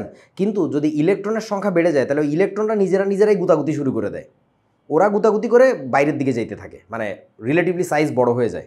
বুঝেছো কি বাবা? মানে আমরা অনেক সময় শুনে থাকছি হয়তো বা যে প্রোটন আর ইলেকট্রনের নাম্বারের ডিফারেন্স বেশি, মানে ডিফারেন্স হইলেই ওইখানে অ্যাট্রাকশন বাড়ে। ব্যাপারটা আসলে এরকম না। ইলেকট্রন নিজেরা প্রচুর পরিমাণে রিপালসিভ মানে বিহেভিয়ার দেখায় একজন আরেকজনের সাথে। সো যত ইলেকট্রনের নাম্বার বাড়বে তত বাইরের দিকে যেতে থাকবে, বুঝছিস কি? জি ভাই বুঝছি।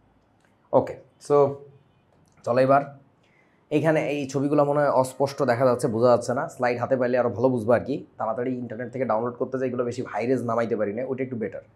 সেটা হচ্ছে এখানে কি দেখাইছে জানো, সেটা দেখাইছে হচ্ছে, আগে এই ছবিটা একটু বোঝো, এটা হচ্ছে লিথিয়াম, ছোট ছোট করে লেখা, বুঝতেছো না?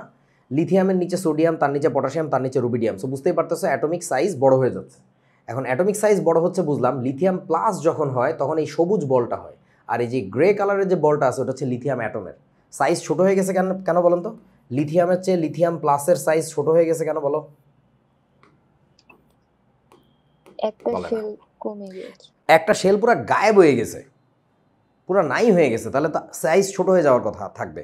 সাইজ শুধু ছোটই হয় না, আরও বেশি রেটে ছোট হয়ে যায়। তার কারণটা বুঝছো তো?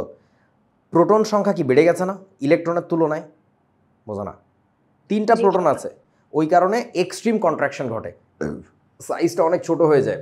এই যে দেখেন প্রত্যেকটা, তোমরা কি 2টা করে বল আছে ভিতরে দেখতে পাচ্ছ? ওর ভিতরে বড়টার ভিতরে পেটের মধ্যে আর একটা বল। জি ভাইয়া দেখা যায়। এইখানেও সিমিলার জিনিস দেখানো হয়েছে যে আউটার শেল যখন গায়েব হয়ে যায় তখন এই যে কোর জিনিসটা পড়ে থাকে, ওটা সাইজ অনেক ছোট হয়ে যায়। সো এইটার আমরা বলবো হচ্ছে কি বলে আয়নিক রেডিয়াস। বুঝতে পারতেছো? ক্যাটায়নদের ক্ষেত্রে দেখাইছি, অ্যানায়নদের ক্ষেত্রে কি হবে বলুন তো? সাইজ একটু বড় হয়ে যাবে আর কি, বুঝেছো? ক্যাটায়নদের ক্ষেত্রে ছোট হবে, অ্যানায়নদের ক্ষেত্রে একটু বড় হয়ে যাবে। সো এই আয়নিক রেডিয়াস তাহলে কেমনে বের করবো? সিম্পলি তোমার আয়নিক বন্ডে থাকা লাগবে।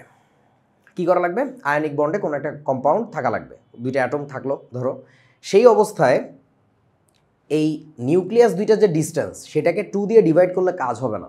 কেন কাজ হবে না? কারণ এইখানে ক্যাটায়নের যে ইফেক্টিভ রেডিয়াস থাকে আর অ্যানায়নের যে রেডিয়াস থাকে, তোমরা কি টের পাচ্ছ 2টা আলাদা? আচ্ছা বলো তো, নর্মালি কোনটা বেশি হয়? ক্যাটায়ন বোটকা সটকা হয় নাকি অ্যানায়ন বোটকা সটকা হয় বলো তো? বলো। অ্যানায়নটা বড়।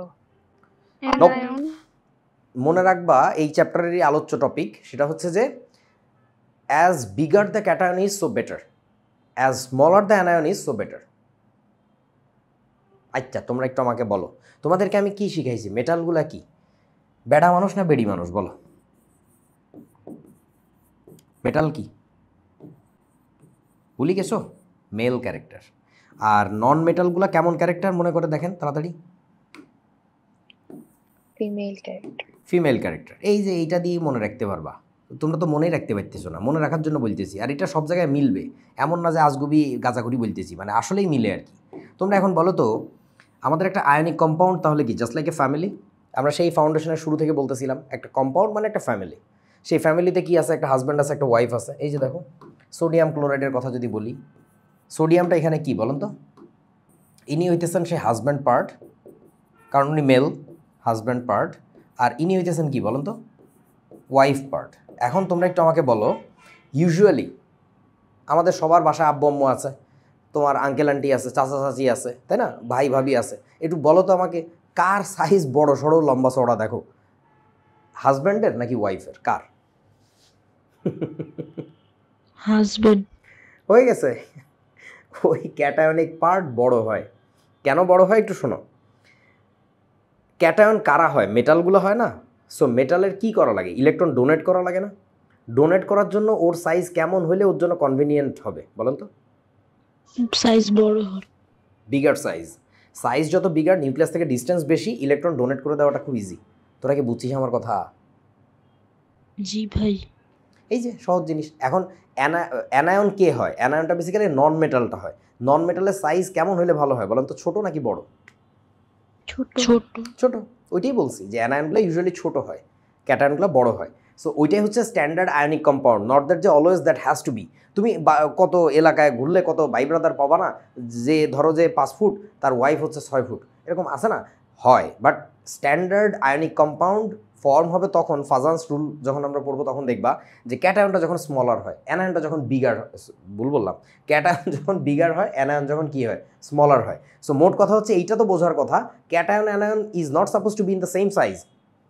দ্যাটস ওয়াই আমরা যে কাজটা করা লাগবে সেটা হচ্ছে তোমার এই যে আয়নিক রেডিয়াসটা আবার 2 টাইপের হবে। একটা কি? ক্যাটায়নের রেডিয়াস, ক্যাটায়নিক রেডিয়াস, আর একটা কি? Anionic radius.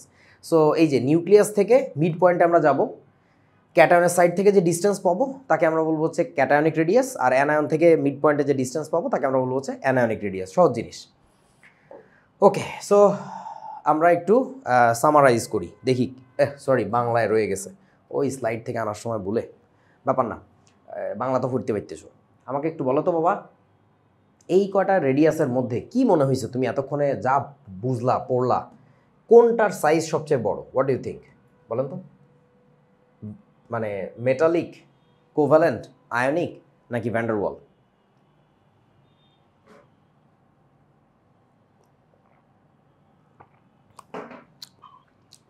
ভ্যান্ডারওয়াল। ভ্যান্ডারওয়ালটা কেন বড় হয় জানো? Molecule to molecule distance. কেউ বোঝে না। আচ্ছা, তোমাদের একটা কথা বলতে ভুলে গেছি। ভ্যান্ডারওয়াল ডিস্টেন্সটা খুব বেশি কাজে লাগে আমাদের কাদের ক্ষেত্রে জানো? এটা হচ্ছে আমরা যখন আচ্ছা তোরা আমাকে বলে দে, ভ্যান্ডারওয়াল ডিস্টেন্সের কথা না বলি, আমাকে একটু বলো তো, ইনার্ট গ্যাসের রেডিয়াস যখন আমি বাইর করতে যাব প্রত্যেকটা মলিকিউল অ্যাটমের, মানে প্রত্যেকটা গ্যাসের, আমাকে একটু বলেন তো ওদের জন্য পারফেক্ট কোন আইডিয়াটা? ইনার্ট গ্যাসের যদি রেডিয়াস বাইর করতে চাই তাদের জন্য কি আয়নিক রেডিয়াসের আইডিয়া ভালো, মেটালিক রেডিয়াসের আইডিয়াটা ইফেক্টিভ, নাকি ভ্যান্ডারওয়ালস, নাকি কোভ্যালেন্ট রেডিয়াস? বলেন। কোভ্যালেন্ট। ভ্যান্ডারওয়ালস। ও তো কারোর সাথে বন্ড ফর্ম করবে না তো। ভ্যান্ডারওয়ালসের আইডিয়া কি ছিল? Molecule to molecule distance. বুঝছ? দুইটা মলিকিউলের মধ্যে কি বন্ড থাকে? থাকে তো মলিকিউলের ভিতরে অ্যাটমগুলো যারা থাকে তাদের মধ্যে। বুঝছিস আমার কথা? জি ভাই। বোঝা না? সো তাহলে এই ভ্যান্ডারওয়াল যে রেডিয়াসটা, এটা খুবই ইফেক্টিভ, খুবই কাজে লাগে হচ্ছে আমাদের, এটা একটু লিখে দেই, স্পেশালি নেসেসারি বা ইফেক্টিভ, নেসেসারি ফর কি বলেন তো, ইনার্ট গ্যাসেস বানানো হয়েছে কিনা জানি না। আচ্ছা, সো এবার একটু বোঝো, এবার ভালো করে বোঝো যে এই কয়টা রেডিয়াসের মধ্যে কোনটা সবচেয়ে বড় হবে বলে মনে হয়। ধরো একই জিনিসের তুমি ভ্যান্ডারওয়াল রেডিয়াস বের করছো, মেটালিক রেডিয়াস বের করছো, তারই কোভ্যালেন্ট রেডিয়াস বের করছো, কি মনে হয় কোনটা বড় হবে? বলো।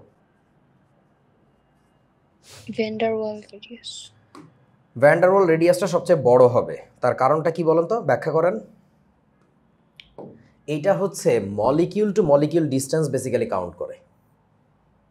তোমরা বোঝো নাই আমার কথা বাবারা? এই রে গরুর দল। মেটালিক রেডিয়াসটা বেসিক্যালি তার চেয়ে ছোট হয়, এবং তার চেয়ে ছোট হয় হচ্ছে কোনটা জানো? এই বস্তুটা, কোভ্যালেন্ট রেডিয়াস। কারণ কোভ্যালেন্ট রেডিয়াস ছোট হওয়ার কারণটা বুঝছো? ওভারল্যাপিং হয় না? ওভারল্যাপ করার পরে নিউক্লিয়াস থেকে নিউক্লিয়াস ডিস্টেন্সটা আমরা মেপে দুই ভাগ করে দিই। বুঝছেন আইডিয়াটা? বোঝা না? জি ভাইয়া বুঝছি। আচ্ছা, আর এই জিনিসটাকে we should be keeping it separately. এইটাকে ওই আলোচনায় ঢোকানোটা উচিত না, এটা কি তোমরা বোঝো? এইটার সাথে একটা পর্দা লাগায় দেওয়া উচিত যে এ যেন ওই আলোচনায় না ঢোকে। কারণ আয়নিক রেডিয়াস কিন্তু আবার দুই টাইপের, কেউ বোঝে না। একটা কি ছিল? Cationic, anionic. সো কোনটা নিয়ে যে কখন কথা বলতেছে এটা তো আমরা জানি না। সো এই জন্য এটাকে ওই আলোচনায় না ঢুকানো ভালো।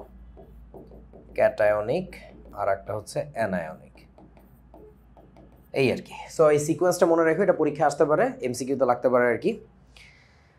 আচ্ছা, ডায়াগোনাল রিলেশনশিপ, নতুন টপিকে যাচ্ছি। রেডিয়াস নিয়ে যা কথা বলার ছিল বলে ফেলছি। এরপরে আবার তোমরা একটা কাজ করবা, বাসায় একটা জিনিস বাড়ির কাজ দিয়ে দেই, লিখতে ভুলে গেছি, বাড়ির কাজ দিচ্ছি, নিজেরা একটু আগে পড়বা বইতে কি ঘোড়ার ডিম লেখা আছে, না বুঝলে তারপরে আমি বুঝাবো। বাট আগে তোমাদের পড়ে আমাকে বলতে হবে যে তুমি কি বুঝছো এখান থেকে, বা কি বোঝো নাই, কোথায় সমস্যা হয়েছে।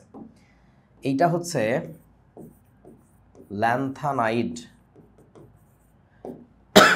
কন্ট্রাকশন। এটার নাম কি শুনেছ? জি ভাই। আর একটা হচ্ছে কি, কলেজে পড়াইছে? জি ভাই। ওয়াও, তাহলে তো পারোই, তাহলে আর আমার দেখান লাগবে না। সো ল্যান্থানাইড কন্ট্রাকশন আর অ্যাক্টিনাইড কন্ট্রাকশন, এই জিনিসটা কি এটা একটু পড়বা, মজা। ঠিক আছে, চলো এবার ডায়াগোনাল রিলেশনশিপ। তোদের কলেজে এই চ্যাপ্টার শুরু হয়েছে নাকি, এই কেমিক্যাল বন্ড? এইটা চ্যাপ্টার 2 পড়ানোর সময়। ও আচ্ছা, তখন এটা নিয়ে বলছে, ভালো, এটা ভালো, তাও ভালো, খারাপ না, মানে রিলেটেড জিনিসপত্র। ওকে, মানে ওইটা কি শিল্ডিং ইফেক্ট দিয়ে এক্সপ্লেন করছে নাকি অন্য কোনোভাবে? অরবিট গুলো কাছাকাছি এরকম দিয়ে বুঝি। অরবিট কেন কাছাকাছি, মানে কেন ভালোবাসা এত বেশি ওখানে, কিছু বলে নেই? ওকে, ডায়াগোনাল রিলেশনশিপ। ডায়াগোনাল কি জিনিস তো সবাই জানো, বাংলায় বলে কর্ণ। সো জিনিসটা কি, আমরা একটা বক্স যদি আঁকি, একটা স্কোয়ার, এটা ডায়াগোনাল হচ্ছে কয়টা বলেন তো? দুইটা হয় না? এই একটা আর এই একটা। এখন তোমরা একটু আমাকে বলো, পিরিয়ডিক টেবলের কোনো এক জায়গায় ছিলা, ধরো কোনো এক জায়গায় ছিলা, সেইখান থেকে তার নিচের এলিমেন্টে যদি যাই, সেটার সাইজটা একটু কি হবে বলেন তো, বড় নাকি ছোট? বড় হবে। বড় হবে। আচ্ছা এবার বলো এই এলিমেন্টটা ডানের এলিমেন্টে যদি যাও তাহলে বলো তো ভাইয়া এটা কি হবে, বড় নাকি ছোট। ছোট? ছোট হবে। ছোট এই বেটা ছোট হইতেছে না, এই যে বেশি ছোট হয়ে গেছে, এই যে একটু ছোট হবে, একটা শেল নাই হয়ে গেল। এইবার বলো তো সান্ধু এইখান থেকে যদি নিচে চলে আসে তাহলে কি হবে আব্বা? এর বড়। নিচের যে এলিমেন্টটা এইটা আবার বড় হয়ে যাবে। ইটা আবার বড় হইলে এরকম একটা ঘটনা ঘটবে না? বুঝছো ব্যাপারটা? রিলেশনটা তো এরকম।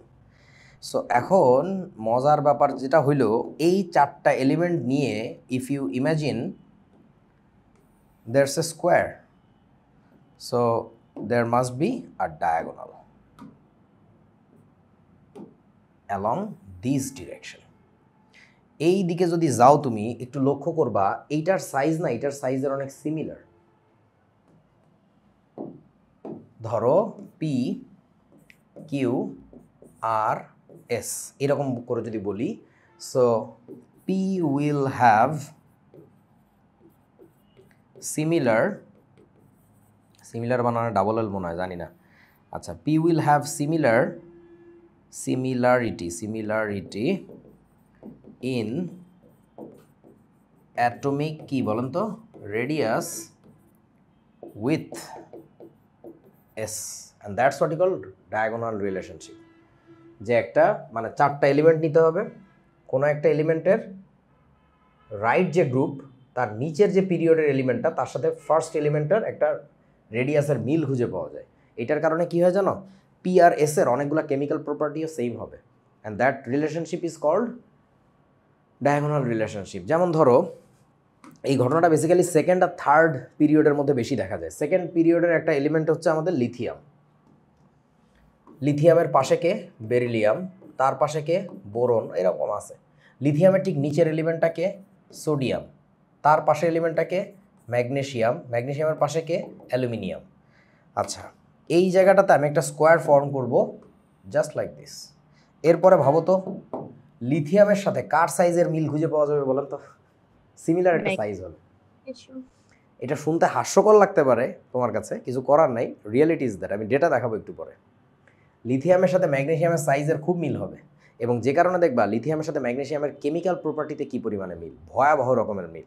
সো যেমন ধরো আমি যদি বলি লিথিয়াম কার্বনেটকে থার্মাল ডিকম্পোজিশনের ভিতর দিয়ে নিয়ে, থার্মাল ডিকম্পোজিশন বুঝো তো, মানে হিট দিলে যে ডিকম্পোজ হয় তারে বলে থার্মাল ডিকম্পোজিশন। সো লিথিয়াম কার্বনেটকে হিট দিলে যা হয় যেভাবে ভাঙে ওই ম্যাগনেশিয়াম কার্বনেট ব্যাটাও একইভাবেই ভাঙে।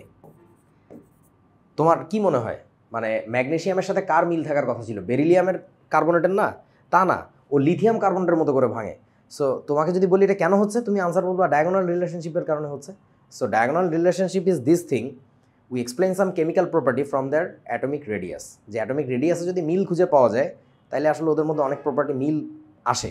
এবং একটু পরে জানবা অ্যাটমিক রেডিয়াসে শুধু মিল হয়েছে এখানে তা না, এখানে কাউন্টার অ্যাক্টিং অনেক ঘটনা ঘটে গেছে। কাউন্টার অ্যাক্টিং বুঝো মানে কেমনে বুঝাবো? ধরো তুমি বেশি বেশি খাওয়া শুরু করছো টেনশনে, জানি না তোমাদের কার কার আমার মতো অবস্থা, আমি টেনশনে পড়লে বেশি বেশি খাই। সো তুমি যে বেশি খাচ্ছ তার মানে কি তোমার ক্যালোরি কনজাম্পশন বেড়ে গেছে, তুমি বডি ফ্যাট বেড়ে যাবে।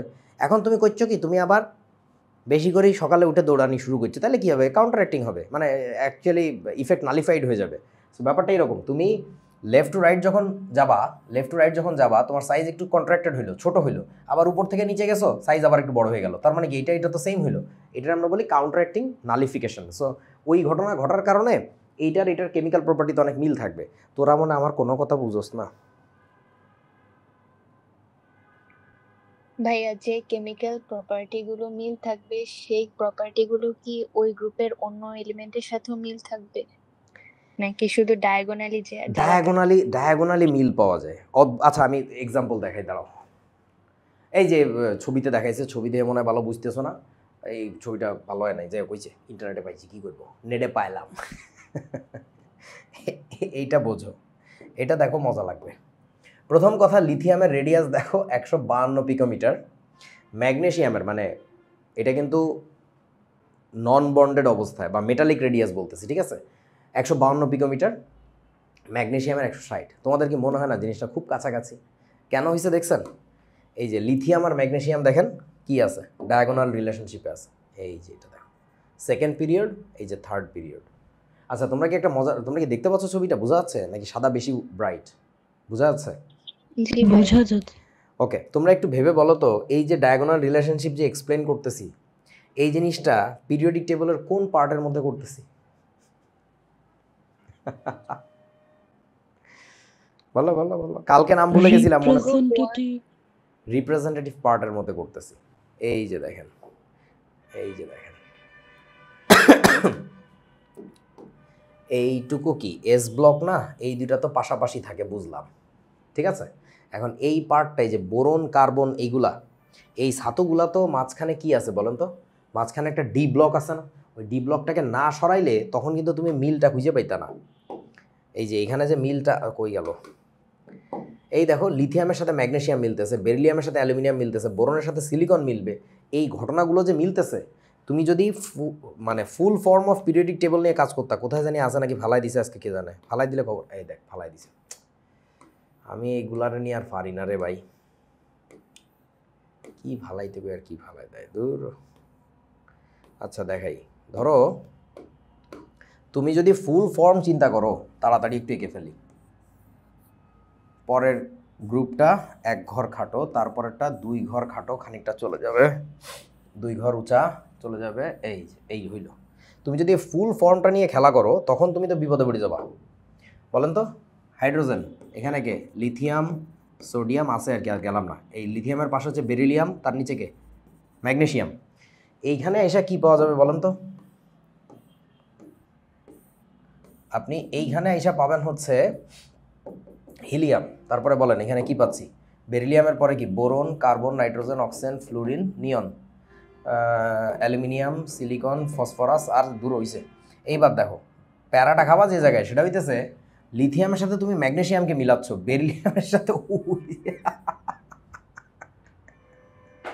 এরা বুঝে না আমার কথা। এই যে বোরনের সাথে তো সিলিকন মিলবে, বুঝতেছিস কিছু? জি ভাইয়া। জি এই ভাই। মাঝখানের এই চান্দুটারে ফালাইতে হবে, এই চান্দুটারে না ফালাইলে তুই মজাটা পাবি না। এই চান্দুরে ফালাইলে তখন চেহারা হবে এরকম, তখন বুঝবি আচ্ছা আচ্ছা there actually had a connection. So আশা করি এবার বুঝছো যে রিপ্রেজেন্টেটিভ পার্টটাকে কেন এত গ্লোরিফাই করা হয়, যে রিপ্রেজেন্টেটিভ পার্টটা না হইলে আমরা আসলে পিরিয়ডিক টেবল এই ম্যাজিকগুলো ধরতে পারতাম না আর কি। ওকে, আই উইশ আমাদের বইতে কোনো এক জায়গায় অন্তত রিপ্রেজেন্টেটিভ পার্ট নিয়ে এরকম একটু কিছু দেখাইতো, বা অন্তত এই ছবিটা থাকতো। এ কেউ দেখায় না, কেউ বলে কি করে আমি জানি। আচ্ছা বাদ দে ভাই, এখন ঘটনা হচ্ছে এই যে দেখো লিথিয়াম প্লাস যখন ফর্ম করে, লিথিয়াম প্লাস যখন হয় তখন তার অ্যাটমিক রেডিয়াস, এই অ্যাটমিক রেডিয়াস বলতে বলেন তো এটা কোন রেডিয়াস? এই দুইটা নিচের দুইটা বলেন। Metallic radius. Cationic. Basically ionic radius, cationic radius বলতে হয় না, বলতে হয় আয়নিক রেডিয়াস, ঠিক আছে। সো এই দুটো বেসিক্যালি আয়নিক রেডিয়াস। যখন ওরা আয়নিক রেডিয়াসে থাকে তখনও দেখো 70 পিকোমিটার 72 পিকোমিটার, কি সুন্দর, কত কাছাকাছি দুইটা সাইজ। এই কারণে এদের ক্যারেক্টার প্রচুর মিল পাওয়া যাবে। আর এটা শুধু সাইজ মিলে গেছে তা না, এখানে পোলারাইজিং পাওয়ার মিলে যায়। পোলারাইজিং পাওয়ার তোমরা এখনো পড়ো নাই, পড়বা, এই চ্যাপ্টারের মধ্যে আছে, আমি আজকে একটু দেখাই দিব হালকা করে, বুঝবা না বাট দেখে রাখো। তারপরে তোমার চার্জ টু রেডিয়াস যে রেশিও, সেইটাও মিলে যায়। সো মজা। আচ্ছা, চার্জ টু রেডিয়াস রেশিওর ব্যাপারটা কি, হিসাবটা কি বললাম? চার্জ টু রেডিয়াস, রেডিয়াস বানান কি, রেডিয়াস রেশিও। একটু বলেন তো এটা কি? উপরে কি থাকবে? চার্জ, আর নিচে কি থাকবে? রেডিয়াস। একটু ভাবো না ভাই, একটু ভাবো না ভাই, আমার একটু বলো যে আমি যদি লিথিয়ামের সাথে ম্যাগনেসিয়ামকে কম্পেয়ার করি, দেখেন কত মিল হবে। লিথিয়ামের চাঁদের উপরে চার্জ কত বলো? 1 না? বোঝা না, ডিভাইডেড বাই ওর একটা রেডিয়াস পাওয়া যাবে, বুঝছিস? এবার তুমি ম্যাগনেসিয়ামেরটা, ওর রেডিয়াস ধরো এইটুকু, ওর রেডিয়াস ধরো এইটুকু, একটা ডেটা আছে আর কি। এবার তুমি ম্যাগনেসিয়ামেরটার কথা বলো, ম্যাগনেসিয়ামের চার্জ কত? 2 ডিভাইডেড বাই, বলেন তো এই নিচের যে ভ্যালুটা হবে, রেডিয়াসটা হবে, এটা কি বড় হবে না ছোট হবে বলো?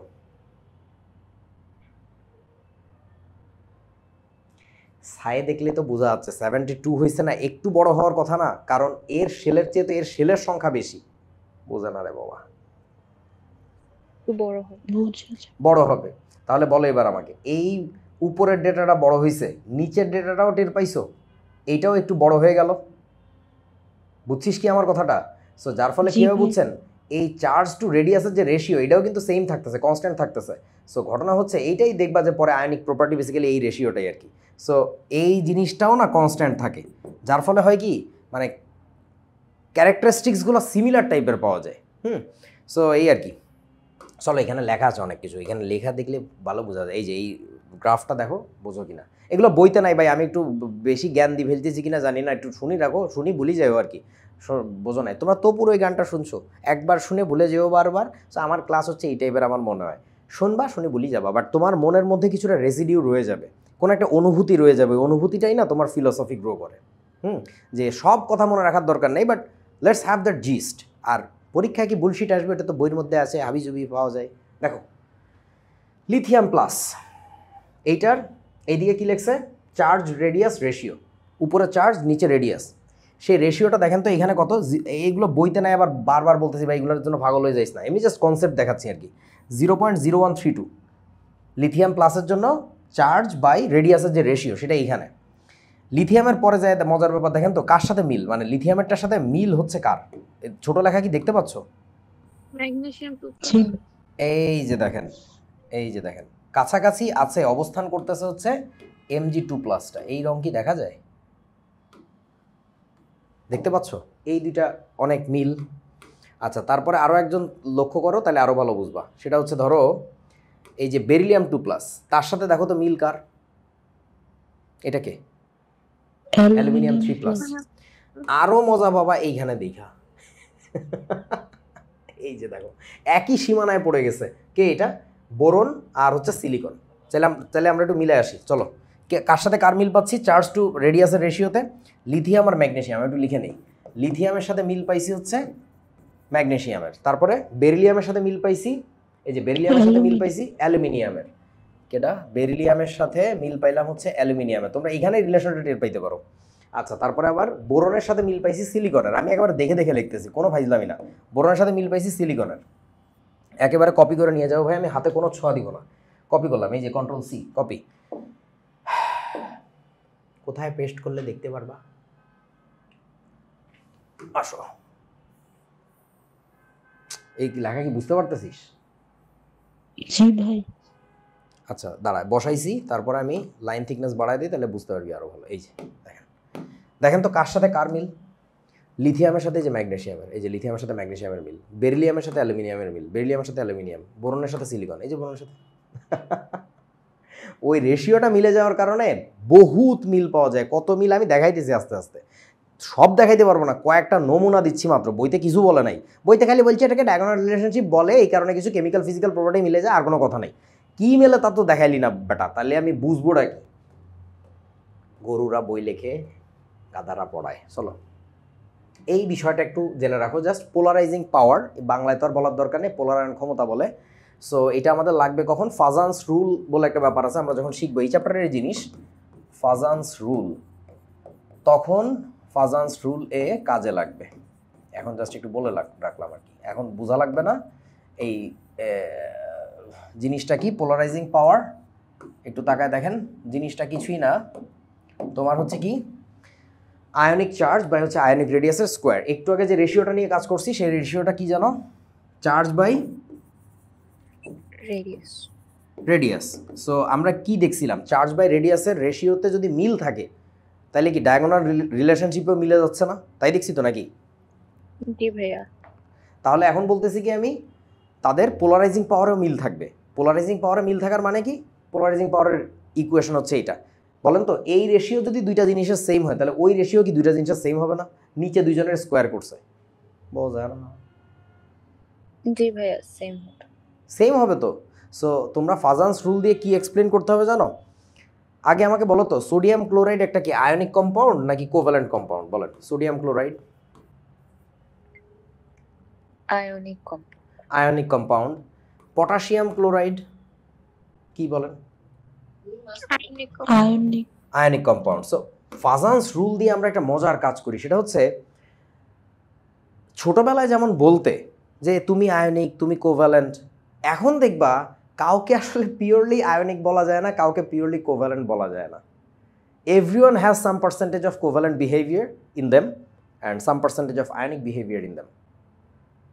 কেউ বোঝে না। বুঝছিস কি আমার কথা? ইভেন আমরা কম্পেয়ার করতে শিখবো which one is more ionic nature, which one is more covalent. হ্যাঁ, যেমন তোরা এখনই একটু কমন সেন্স ইউজ করে বলতে দেখি কি পারিস, এই দুইটার মধ্যে কোনটা বেশি আয়নিক হবে, 1 or 2, which one is more ionic? What is sodium chloride. Okay, আর পটাশিয়াম ক্লোরাইড। হ্যাঁ, আলিমা সম্ভবত বললি সোডিয়াম ক্লোরাইড নাকি? জি ভাই। আচ্ছা, তুই বলছিস কারণ ছোটবেলা থেকে শুনিয়ে আসতেছি যে ইটা খুব ভালো আয়নিক যৌগ, খুব ভালো। না, আসলে ওর চেয়েও যে ওস্তাদ আছে এটা তুমি ভাবোই নাই। একটু ভাবো আয়নিক কম্পাউন্ডের ন্যাচারাল ক্যারেক্টারিস্টিক্স কেমন হওয়া উচিত, আমি একটু আগে এক্সপ্লেন করছি। Should the cation be more bigger or smaller? Bigger. Bigger the cation, the better the ionic behavior. Anion তো constant, so don't think about it. এবার সোডিয়াম আর পটাশিয়াম নিয়ে ভাবো কোনটার সাইজ বড় বলেন? সোডিয়ামের ক্যাটায়ন এই সাইজ, পটাশিয়ামের ক্যাটায়ন এই সাইজ। আর তুমি যদি অ্যানায়নের কথা বলো, এইখানে কোনো একটা অ্যানায়ন আছে, ওই অ্যানায়নটা তো এইখানেও কনস্ট্যান্ট আছে। অ্যানায়ন নিয়ে চিন্তা নাই, চিন্তা হইতেছে ক্যাটায়নিক পার্ট নিয়ে, uncommon side. So Fajans rule হচ্ছে এই কাজটা করে, which one is more covalent or ionic, এইটা ডিফাইন করে। এইটা কতগুলো সেট অফ রুলস আছে। সো ওইটা যখন আমরা পড়বো তখন আমরা এই জিনিসটা কাজে লাগবে যে পোলারাইজেশন কোথায় বেশি হচ্ছে। সো তুই বুঝে রাখ এই পোলারাইজিং পাওয়ারটা ওই ডায়াগোনালি না সেম পাওয়া যায়, কারণ এই রেশিও সেম পাওয়া যাওয়ার কারণ কি, এই রেশিও সেম পাওয়া যাচ্ছে। আপনারা মনে হয় বুঝতেছেন না, পেঁচায় যাচ্ছে।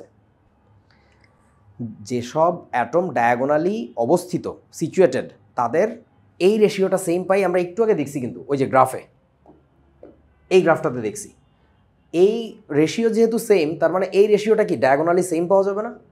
যাবে। পোলারাইজিং পাওয়ার দিয়ে এইটা ডিফাইন করে কার মধ্যে আয়নিক ক্যারেক্টার কত পার্সেন্ট, কার মধ্যে কোভ্যালেন্ট ক্যারেক্টার কত পার্সেন্ট। তার মানে বুঝতেছস এই লিথিয়াম কার্বনেটের মধ্যে যত পার্সেন্ট আয়নিক বিহেভিয়ার থাকবে, তোরা বুঝতেছস না ম্যাগনেসিয়াম কার্বনেটের মধ্যে ওই সিমিলার থাকবে আর কি। দ্যাটস দ্য রিজন ওয়াই তাদের থার্মাল ডিকম্পোজিশন একই রকমের। শুধু তাই না, লিথিয়াম নাইট্রেট নিয়ে তুই ভাঙলে দেখবি যেভাবে কাহিনী করে, রিয়াকশন করে, ম্যাগনেসিয়াম নাইট্রেটও একই কাহিনী করে। কেন করে? আরে ভাই, পোলারাইজিং পাওয়ার তো এই দুইটার সেম। সো এদের মধ্যে আয়নিক বা কোভ্যালেন্ট পার্সেন্টেজ তো সেম। বুঝছেন কি আমার কথা? বোঝা না? জি ভাইয়া বুঝছি। এগুলো পাবা সবই এই চ্যাপ্টারেই পাবা, ধৈর্য ধরো। আমি জাস্ট শোনায় রাখতেছি, আমাদের বইতে এই আলোচনাগুলোর সময় এই কথাগুলো রিলেট করে নাই, যার ফলে ডায়াগোনাল রিলেশনশিপটা যে কত ইম্পর্ট্যান্ট এটা কেউ ধরতে পারে বলে মনে হয় না আমার। খালি মুখস্থই করে যে ভাই ডায়াগোনাল রিলেশনশিপ বলে একটা ব্যাপার আছে, বাট এইটুকু জানো যে এর মধ্যে মজা আছে আর কি। যখন পড়বো ফাজান্স রুল তখন রিলেট করতে পারবা। আচ্ছা, তারপর ডায়াগোনাল রিলেশনশিপের আরও একটা ম্যাজিক দেখো, ইলেকট্রোনেগেটিভিটি ভ্যালু মিলে যায়। ইলেকট্রোনেগেটিভিটি কি 9 10-এ পড়ছিলেন, হালকা করে একটু মনে করায় দেই। কোভ্যালেন্ট বন্ডেডে থাকলে যে বন্ড পেয়ার ইলেকট্রনটা থাকে ওটা যে কারণ নিজের দিকে টেনে নেওয়ার যে ক্যাপাসিটি বা tendency, that's what equal electronegativity. মনে পড়ছে আপনাদের? জি ভাই। এইটার ভ্যালুটা আমরা যখন বাইর করি, ইলেকট্রোনেগেটিভিটির ভ্যালু বাইর করা যায় 9 10-এ। তোমরা দেখো নাই, আমি আমার ফলোমেন্টে পড়াইছি, তোমরা তো আর পড়ো নাই, মস্কারি করছো। ইলেকট্রোনেগেটিভিটির ভ্যালু অনেক স্কেলে বাইর করা যায়। জাস্ট লাইক ফর সে তোমার ওয়েট, তোমার ম্যাস, এটা কি তুমি চাইলে মেট্রিক সিস্টেমে বাইর করতে পারো, তুমি এসআই এফপিএস সিস্টেমে বাইর করতে পারো, সিজিএসে বাইর করতে পারো না? তোমাদের ম্যাথস নর্মালি তোমরা কেজিতে বলো যে আমি এত কেজি ওয়েট, ও অত কেজি ওয়েট। সো এখন ঘটনা হচ্ছে যে আমরা তো যে কোনো সিস্টেমে বাইর করতে পারি, বাট ইলেকট্রোনেগেটিভিটির ভ্যালুটার সবচেয়ে পপুলার যে সিস্টেমটা তার একটা নাম আছে, তাকে বলে পলিং স্কেল। সো এখানে হচ্ছে পলিং স্কেল ভ্যালুগুলো লেখা হয়েছে, PAULING, পলিং স্কেল। স্কেল বানান কি? SCALE। হ্যাঁ, পলিং স্কেল ভ্যালু লেখা হয়েছে। তো পলিং স্কেল কি তোমার বোঝা লাগবে না, খালি দেখো। তুমি পিরিয়ড 2 সেইখানে লিথিয়ামের ইলেকট্রোনেগেটিভিটির ভ্যালু দেখেন 1, ম্যাগনেসিয়ামের ইলেকট্রোনেগেটিভিটির ভ্যালু দেখেন 1.2। ম্যাজিক বোঝো নাই সান্দুরা? দেখতে পাইতেছো না?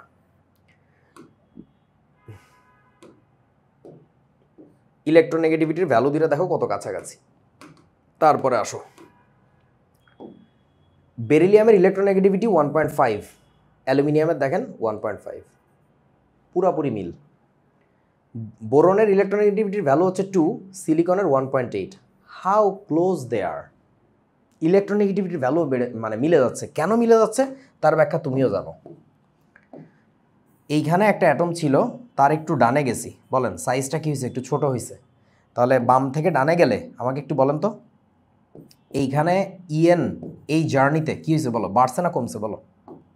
লেফট থেকে রাইটে গেছি, বাড়বে। ইএন ইনক্রিজ করছে, ইনক্রিজড আ বিট, কতটুকু জানি না, হইল। এইবার তোমরা একটু বোঝো তো বাবা, তুমি যখন নিচের এলিমেন্টটার কথা বলবা, এটা নিচের যে এলিমেন্ট তার কি আবার সাইজটা একটু বড় হয়ে গেছে না? জি এবার বলেন সাইজ যদি বড় হয় তাহলে উপর থেকে নিচে যাওয়ার সময় আমাদের এই জার্নিতে ইলেকট্রোনেগেটিভিটি কী হয়েছে বলেন? সাইজ বড় হলে ইলেকট্রোনেগেটিভিটি কী হয়? কমে যায় না? কারণ বন্ড পেয়ার ইলেকট্রন নিজের কাছে টানার ক্যাপাসিটি কমে যাচ্ছে, তাহলে এটা হচ্ছে ডিক্রিজড। সো খেয়াল করো, লেফট টু রাইট যেতে গেলে ইলেকট্রোনেগেটিভিটি যে পরিমাণে বাড়ছে, উপর থেকে নিচে গেলে আবার সেই পরিমাণেই কমছে। That's why this two things will have similar electronegativity. I wouldn't say same, but there will have much similarity. বোঝা না কেউ? বুঝছি ভাই। ভাইয়া বুঝি। মজার ব্যাপার। তারপরে চলো আর কি কি আছে, হ্যাঁ বলো। বুঝি নাই। ও, এইটার যে ইলেকট্রোনেগেটিভিটি ভ্যালু ছিল এইটার সাথে অনেক বেশি মিল থাকবে, আমরা ডেটা দেখে তো বুঝতেছি। আর কারণটাও বললাম, লেফট টু রাইট গেলে ইলেকট্রোনেগেটিভিটি বাড়ে, ইনক্রিজ করে। কেন? ইলেকট্রোনেগেটিভিটির আইডিয়াটা কি ছিল? বন্ড পেয়ার ইলেকট্রন নিজের কাছে টানা লাগবে। এখন ইলেকট্রন নিজের কাছে টানতে পারে কে? স্মলার অ্যাটম নাকি বিগার অ্যাটম?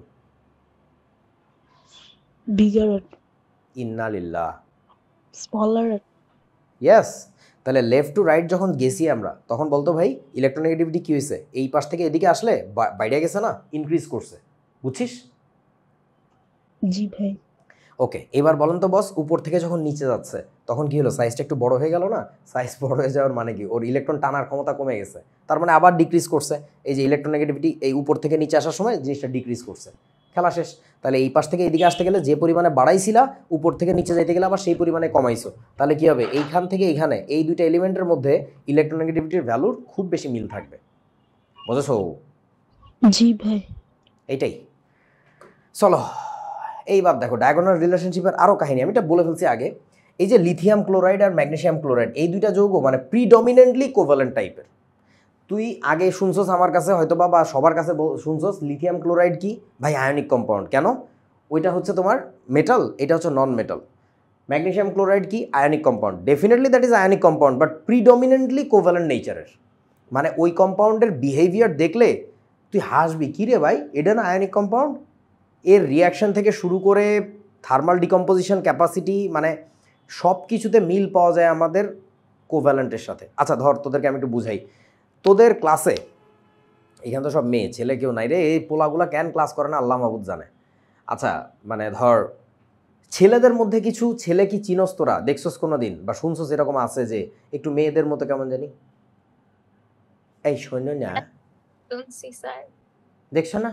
আবার তোমাদের মেয়েদের মধ্যে, মেয়েদের স্কুলে অনেক সময় পাও না যে একটু ছেলেদের মতো লাফায় গাছে উঠে গেছে, হ্যাঁ, স্যারের মাথার উপরে এরকম চক মারছে, ছেলেরা যেন ফাজিল হয়, ফটকা হয়। সো ব্যাপারটা হচ্ছে ঠিক এইভাবে চিন্তা করো। I agree magnesium chloride is ionic compound, but predominantly covalent behaviour দেখাবে। মানে বোঝা না, মানে ওর মধ্যে কোন ক্যারেক্টার বেশি বলেন তো, আয়নিক নাকি কোভ্যালেন্ট? কোভ্যালেন্টের ক্যারেক্টারিস্টিক্স বেশি। যৌগটা, কম্পাউন্ডটা তো আয়নিক, সেটা মানতেছি আমি, কিন্তু কাজবাজ বিহেভিয়ার কোভ্যালেন্ট টাইপের। দেখবি তোরা পাবি, সমস্যা নাই। ওই জন্য বলতেছি লিথিয়াম ক্লোরাইড যেমন প্রিডমিনেন্টলি কোভ্যালেন্ট নেচারের, ম্যাগনেসিয়াম ক্লোরাইডও সিমিলার টাইপের বিহেভিয়ার দেখায়। বুঝছেন আমার কথা বাবা? Yes sir. এই প্রত্যেকটার এক্সাম্পল পাবি, আজকে জাস্ট বলে রাখতেছি। হ্যাঁ বলো। স্যার বাহিরে ছিলাম, এখন ক্লাস করলে পারবো? মানে না। বুঝবো? না বুঝবি না, মরি যা। আর রেকর্ড এই দিয়ে দিয়ে স্যার। না, রেকর্ড তো দিয়ে দেবো, দিয়েই আর কি। আর জীবনের একটা জ্ঞান অর্জন করে নাও এইখানে আর কি। সেটা হচ্ছে আচ্ছা এই কথাগুলো আসলে এখন আমি বললে মানাচ্ছে না। যদি কখনো আমি অনেক বড় কিছু হইতে পারি আল্লাহ চাইলে, সেই দিন আমি বললে খুব মানাবে। আজকে তাও বলে রাখি আর কি। আমার কাছে আমি শুকরিয়া আদায় করি, আলহামদুলিল্লাহ আমি খুবই ক্ষুদ্র একজন মানুষ, সেই তুলনায় আমার অর্জন অনেক বেশি। সেই জায়গাটা থেকে বলতেছি, এই স্টুপিড কোশ্চেনটা অনলাইন আসার পর থেকে মানুষজন জিজ্ঞাসা করা শুরু করছে। অনেকক্ষণ হয়ে গেছে, এখন কি আমি আর দেখলে কিছু বুঝবো? কখনো এই গাধার মতো চিন্তা করবা না। অনেক রেসে এমন হবে তুমি দেরিতে জয়েন করছো, but you have to win. At least you have to keep pace. বুঝেছো? যতটুকু দেখবা অতটুকু তোমার কাজে লাগবে। পরের বার তুমি যখন ক্লাসটা রিভিউ করতেছো, there will be so many things তুমি বোঝো নাই, লাইভ দেখছো বোঝো নাই, বাট পরের বারই দেখার সময় না তোমার মাথায় খেলবে, আচ্ছা এখন বুঝতেছি, এবং ওই অনুভূতিটা ভিন্ন, ওই অনুভূতিটা ভিন্ন। এটা করো। আমি জীবনে বেশ কয়েকটা ক্ষেত্রে, বিশেষ করে কোর্স, আমি প্রচুর প্রফেশনাল বাইরের কোর্স করছি, মানে ধর এগুলো মানুষ করতে চায় না আর কি, মানে প্রচুর কোর্স পাওয়া যায় না, ফটোগ্রাফি, হ্যাকিং, অমুক তমুক, প্রচুর কোর্স পাওয়া যায় ফেসবুক ঘাটলেই। তোদের ফেসবুকে খালি হিরো আলমরে লাইক দাস বলে এগুলো দেখোস না। আমি প্রচুর প্রফেশনাল কোর্সেস করছি এবং প্রচুর ক্ষেত্রে এরকম হয়েছে, হয়তোবা আমার পোস্টটা সামনে আসছে এখন, ওই যে বুস্ট করে না, সামনে আসছে এখন, আমি দেখছি যে একটু পরে কোর্স শুরু, লে বাবা দৌড় দে, রেজিস্ট্রেশন করি না, টাকা পাঠাই নাকি, আরে ভাই যা আগে ওই জায়গায়, যাইতে যাও 2 ঘন্টা দেরি করে ফেলছে, আরে কিছু আসা যায় না ভাই, প্লিজ দেন, জিনিসটা ভালো লাগছে, I want to do that. ওরাও তখন বোঝে এই লোকটা ডিফারেন্ট, সে হাল ছাড়া লোক না। সো অনেক জায়গায় অনেক কিছু অর্জন করছি, just maybe that is 11th hour. যদি আমার দোষ না থেকে থাকে, let me try my best, হবে ইনশাল্লাহ, কিছু একটা হবে। ওকে আসো। সো ঘটনা হচ্ছে এটা। তারপরে দেখো তো, এই কথাটা তোমরা মনে হয় টের পাবা, গত দিনই দেখছি বেরিলিয়াম অক্সাইড আর অ্যালুমিনিয়াম অক্সাইড, এই দুইটাই কিন্তু কোন তালিকায় ছিল মনে পড়ে আপনাদের? অ্যামফোটেরিক অক্সাইডের তালিকায় ছিল। বোঝা নাই মনে হয় আমার কথা? কোভ্যালেন্ট নেচারটা বুঝিনি। বুঝা লাগবে না, today I am just stating you, বলতেছি, তোর প্রমাণ পাবি পরে, জাস্ট শুনে রাখ, শুনে রাখ, বুঝছিস কি? এটা বোঝার কিছু নাই। কোভ্যালেন্ট নেচার মানে কি একটু আগে বুঝাইলাম না, কিছু ছেলে থাকে না মেয়েলি ক্যারেক্টারের, বুঝছিস কি? জি ভাই। কিছু মেয়ে থাকে না ছেলে টাইপের, একটু কেমন লাফালাফি করে, থাকে তো? জি ভাই। এখন ধর তোর একটা ছেলে টাইপের ক্যারেক্টারের একটা মেয়ে বন্ধু আছে, মানে একটা মেয়ে, বাট ওর মধ্যে একটু চেঁচামেচি করা, ছেলেদের মতো ফাইজলামি করার অভ্যাস। ওকে কি তুই আসলে কোনোদিন ছেলে বলে ডাকবি? এটা কি উচিত হবে? না রে ভাই, বায়োলজিক্যালিও তো মেয়ে, বাট ওর মধ্যে মেয়ে কি ছেলে ছেলে ব্যাপারটা একটু বেশি। একইভাবে এই কম্পাউন্ড দুইটা তো কথা সত্য শতভাগ, মানে আয়নিক কম্পাউন্ড, কিন্তু ওদের মধ্যে প্রচুর বিহেভিয়ার আমরা দেখব জাস্ট লাইক কোভ্যালেন্ট। যেমন ধর ওয়াটার সলিবিলিটি, আয়নিকদের বেশি হয় নাকি কম হয়? আয়নিকদের বেশি হয়। তোর এক্সপেকটেশন থাকবে ইতারে পানির মধ্যে দিলে খুব গুলি যাবে, পানির মধ্যে দিয়ে দেখবি ছাই আসোস, তোর দিকে ছাই রয়েছে, গুলতেছে না, তখন তুই বুঝবি যে যদিও আয়নিক কম্পাউন্ড, বাট এর ক্যারেক্টার অনেক বেশি কোভ্যালেন্ট টাইপের। বুঝছেন কি? জি ভাই। ওকে, সো এই জিনিসটা একটু মিলানোর চেষ্টা করো যে আমার কথা সত্য কিনা। গতদিন দেখছিলা তোমরা অ্যামফোটেরিক অক্সাইডগুলোর যে লিস্ট আমরা লিখছিলাম, সেই লিস্টের মধ্যে কি মনে পড়ে বেরিলিয়াম অক্সাইড ছিল এবং কি বলো তো, অ্যালুমিনিয়াম অক্সাইড ছিল, মনে পড়ছে? জি ভাই। ওই যে দেখো কেন থাকলো, কারণটা হচ্ছে এই যে ডায়াগোনাল রিলেশনশিপের কারণে বেরিলিয়ামের সাথে মিল পাওয়া যাচ্ছে কার? অ্যালুমিনিয়ামের। আমি আবারও লিখে দেখাচ্ছি, এখানে কি ছিল? লিথিয়াম, বেরিলিয়াম, তার ডান পাশে ছিল কে? বোরন, তারপরে কার্বন। লিথিয়ামের নিচে কে ছিল? সোডিয়াম। বেরিলিয়ামের নিচে কে ছিল? ম্যাগনেশিয়াম। ম্যাগনেশিয়ামের পাশে অ্যালুমিনিয়াম, তারপরে কে? সিলিকন। তাহলে মিল থাকবে কার সাথে কার? দেখেন, লিথিয়ামের সাথে ম্যাগনেশিয়ামের, বেরিলিয়ামের সাথে অ্যালুমিনিয়ামের। এই যে দেখেন বেরিলিয়ামের সাথে অ্যালুমিনিয়ামের, বেরিলিয়ামের অক্সাইডও অ্যামফোটেরিক, অ্যালুমিনিয়ামের অক্সাইডও অ্যামফোটেরিক। বুঝছো? মজা। এরপরে চলো, এই যে আমি এবার এই রিয়াকশন দুটো দেখাই দিই, তাহলে একটু তোমাদের শান্তি লাগবে। লিথিয়াম কার্বনেট, এটাকে হিট দিলে কি হয় জানো? বিক্রিয়া এখন মুখস্থ করা লাগবে না, খালি দেখো। লিথিয়াম অক্সাইড কার্বন ডাইঅক্সাইড হয় আর কি। ম্যাগনেশিয়াম কার্বনেটকে হিট দিলে কি হয়? Magnesium oxide, carbon dioxide. Thermal decomposition similar টাইপের। আচ্ছা আমাকে বলতো, লিথিয়াম কোন গ্রুপের এলিমেন্ট? গ্রুপ 1, মানে 1A। ওর সাথে তাহলে লিথিয়াম কার্বনেটের সাথে মিল থাকার কথা ছিল কার বলেন তো? সোডিয়াম কার্বনেটের না? তোমরা বোঝো নাই আমার কথা। জি ভাইয়া। সোডিয়াম কার্বনেটকে হিট দিলে কি হয় কেউ জানো? এটা থার্মাল ডিকম্পোজিশনে কি আসে বলো তো? Sodium hydroxide. Sodium hydroxide. Hydrogen কোথায় পাবে? সোডিয়াম হাইড্রোক্সাইড নাকি সোডিয়াম অক্সাইড বলো? Sodium oxide. Sodium oxide. আর কি কার্বন ডাইঅক্সাইড আসার কথা না? না, lithium is behaving like magnesium. ও যদিও গ্রুপ 1 এর এলিমেন্ট, বাট ওর মিল খুঁজে পাচ্ছে স্পেশালি ম্যাগনেশিয়ামের সাথে। তার কারণটা হচ্ছে ডায়াগোনাল রিলেশনশিপ।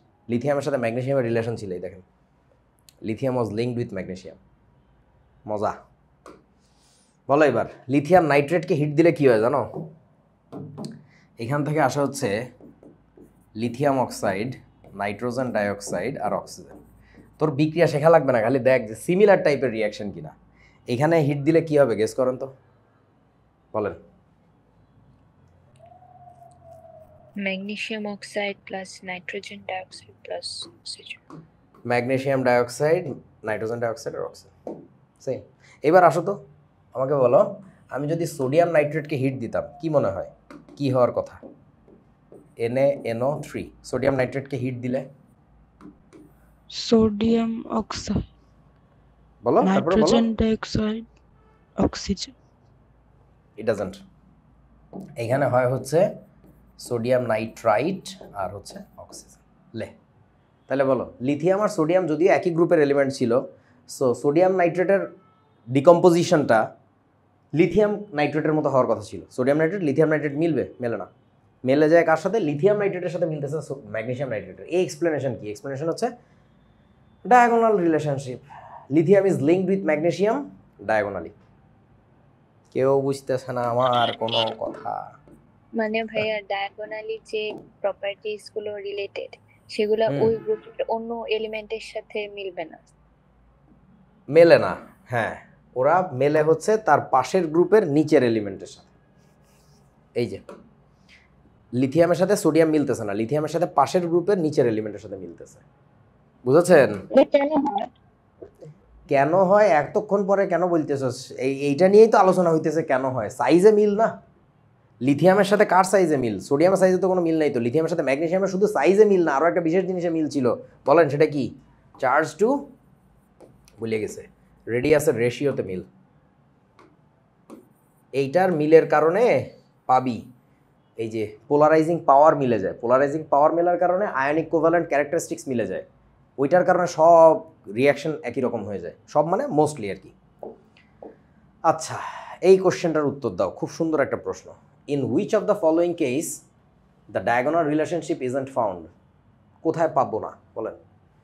বোরন সিলিকনে, সরি এখানে টাইপিং মিস্টেক, লিথিয়াম ম্যাগনেসিয়ামে, কার্বন ফসফরাসে, বেরিলিয়াম অ্যালুমিনিয়ামে। বলো ডায়াগোনাল রিলেশনশিপটা মেইনলি আমরা কোথায় দেখতে পাই? বেরিলিয়াম আর অ্যালুমিনিয়াম। দাঁড়াও, ডায়াগোনাল রিলেশনশিপটা মেইনলি আমরা কোথায় দেখতে পাই? কোন কোন পিরিয়ডে যেন দেখা যাচ্ছে? অনেকবার বলছি, পিরিয়ড 2 আর 2, 3। 3। তা তুমি পিরিয়ড 2 আর 3 লিখে ফেলো, তাহলে তো বুঝবা। লিথিয়াম দিয়ে শুরু করো। লিথিয়াম, তার ডান পাশে কে?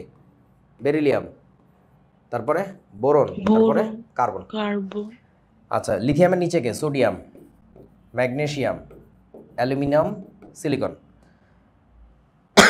এর পাশে আবার কে? ফসফরাস। ওকে, লিথিয়ামের সাথে মিল থাকার কথা ম্যাগনেসিয়ামের। মিল এতক্ষণ পাইছি নাকি পাই নাই বলুন? পাইছি। পাইছি তো, প্রচুর মিল পাইছি। বেরিলিয়ামের সাথে অ্যালুমিনিয়ামের মিল পাইছি না? বেরিলিয়ামের অক্সাইডও অ্যামফোটেরিক, অ্যালুমিনিয়ামের অক্সাইড অ্যামফোটেরিক। বুঝছেন? বুঝে না? জি ভাইয়া। পাইছি। বোরনের সাথে সিলিকনের মিল পাইছি না? যে জায়গায় গ্যানজামটা পাবা একটু মনে করে দেখো, কার্বনের সাথে ফসফরাসে প্রচুর অমিল পাবা, প্রচুর অমিল পাবা, ভয়াবহ রকমের সব অমিল পাবা। এই জায়গায় হচ্ছে ডায়াগোনালি সিচুয়েটেড হইলেও এইখানে তোমার ওই যে 4-এর পরে 5-এ গেছে না, 4 নাম্বারটা বুঝো। 4 নাম্বারটা পিরিয়ডিক টেবলকে আমরা বেসিক্যালি 4 মানে 8-এর বাঁধনে বাঁধতেছিলাম না, যে লাস্টের শেলে 8টা ইলেকট্রন থাকলে স্টেবল হয়। সো 4 পর্যন্ত একটা ঘটনা ঘটে, বুঝিস নাই? 4-এর পরে যেই না দুর্ঘটনা ঘটা শুরু হয়। ওরা আর ইলেকট্রন ছাড়তেই চায় না কোনোভাবে। রাদার যে কটা ইলেকট্রন লাগবে সব কি করতে চায় বলেন তো? নিতে চায়। বুঝতেছে না আমার কথা? নন মেটালিক প্রপার্টি স্টার্ট হয়। ওইভাবে ভাইবো না, তুমি এইভাবে ভাবো, ইলেকট্রন দিয়ে কথা বলো। এদের আগ পর্যন্ত যে কয়টা লাস্টের শেলে ইলেকট্রন আছে ওদের টেন্ডেন্সিটা কি? ছেড়ে দিতে চায় না। এরা সবাই কিন্তু একই জিনিসই চায়, ছেড়ে দিব, ছেড়ে দিব, ছেড়ে দিয়ে স্টেবল হবো। তুই ভাবতে এর পরের যে গ্রুপটা তাদের ইলেকট্রন কটা? 5টা না? ওরা কি 5টা ছাড়তে চায় নাকি 3টা নিতে চায় বলেন তো? 3টা নিতে চায়।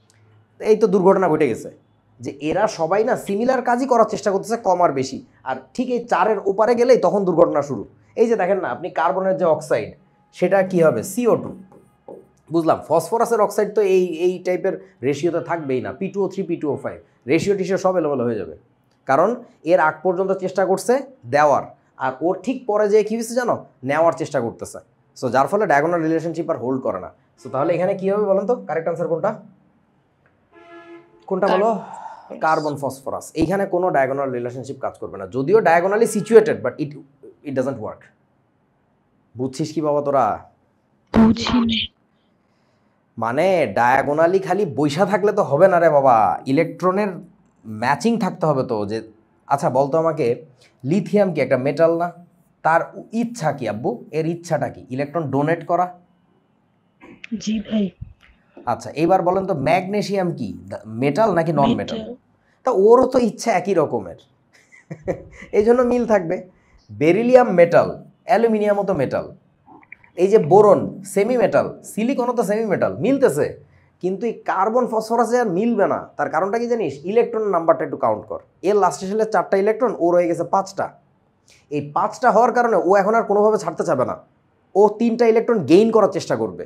So totally by character, by electronic character তো পুরো ভিন্ন জিনিস, তাহলে তার মিল থাকবে কোথায়?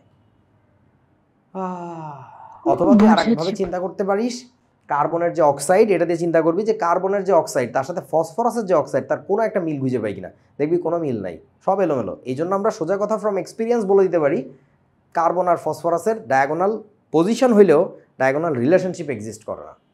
বুঝছো বাবা? জি ভাই। ওকে, তারপরে চলো, এই আর যাওয়া যাবে না, এই শিল্ডিং ইফেক্ট থেকে আগামী দিন বলবো না, ঠিক আছে?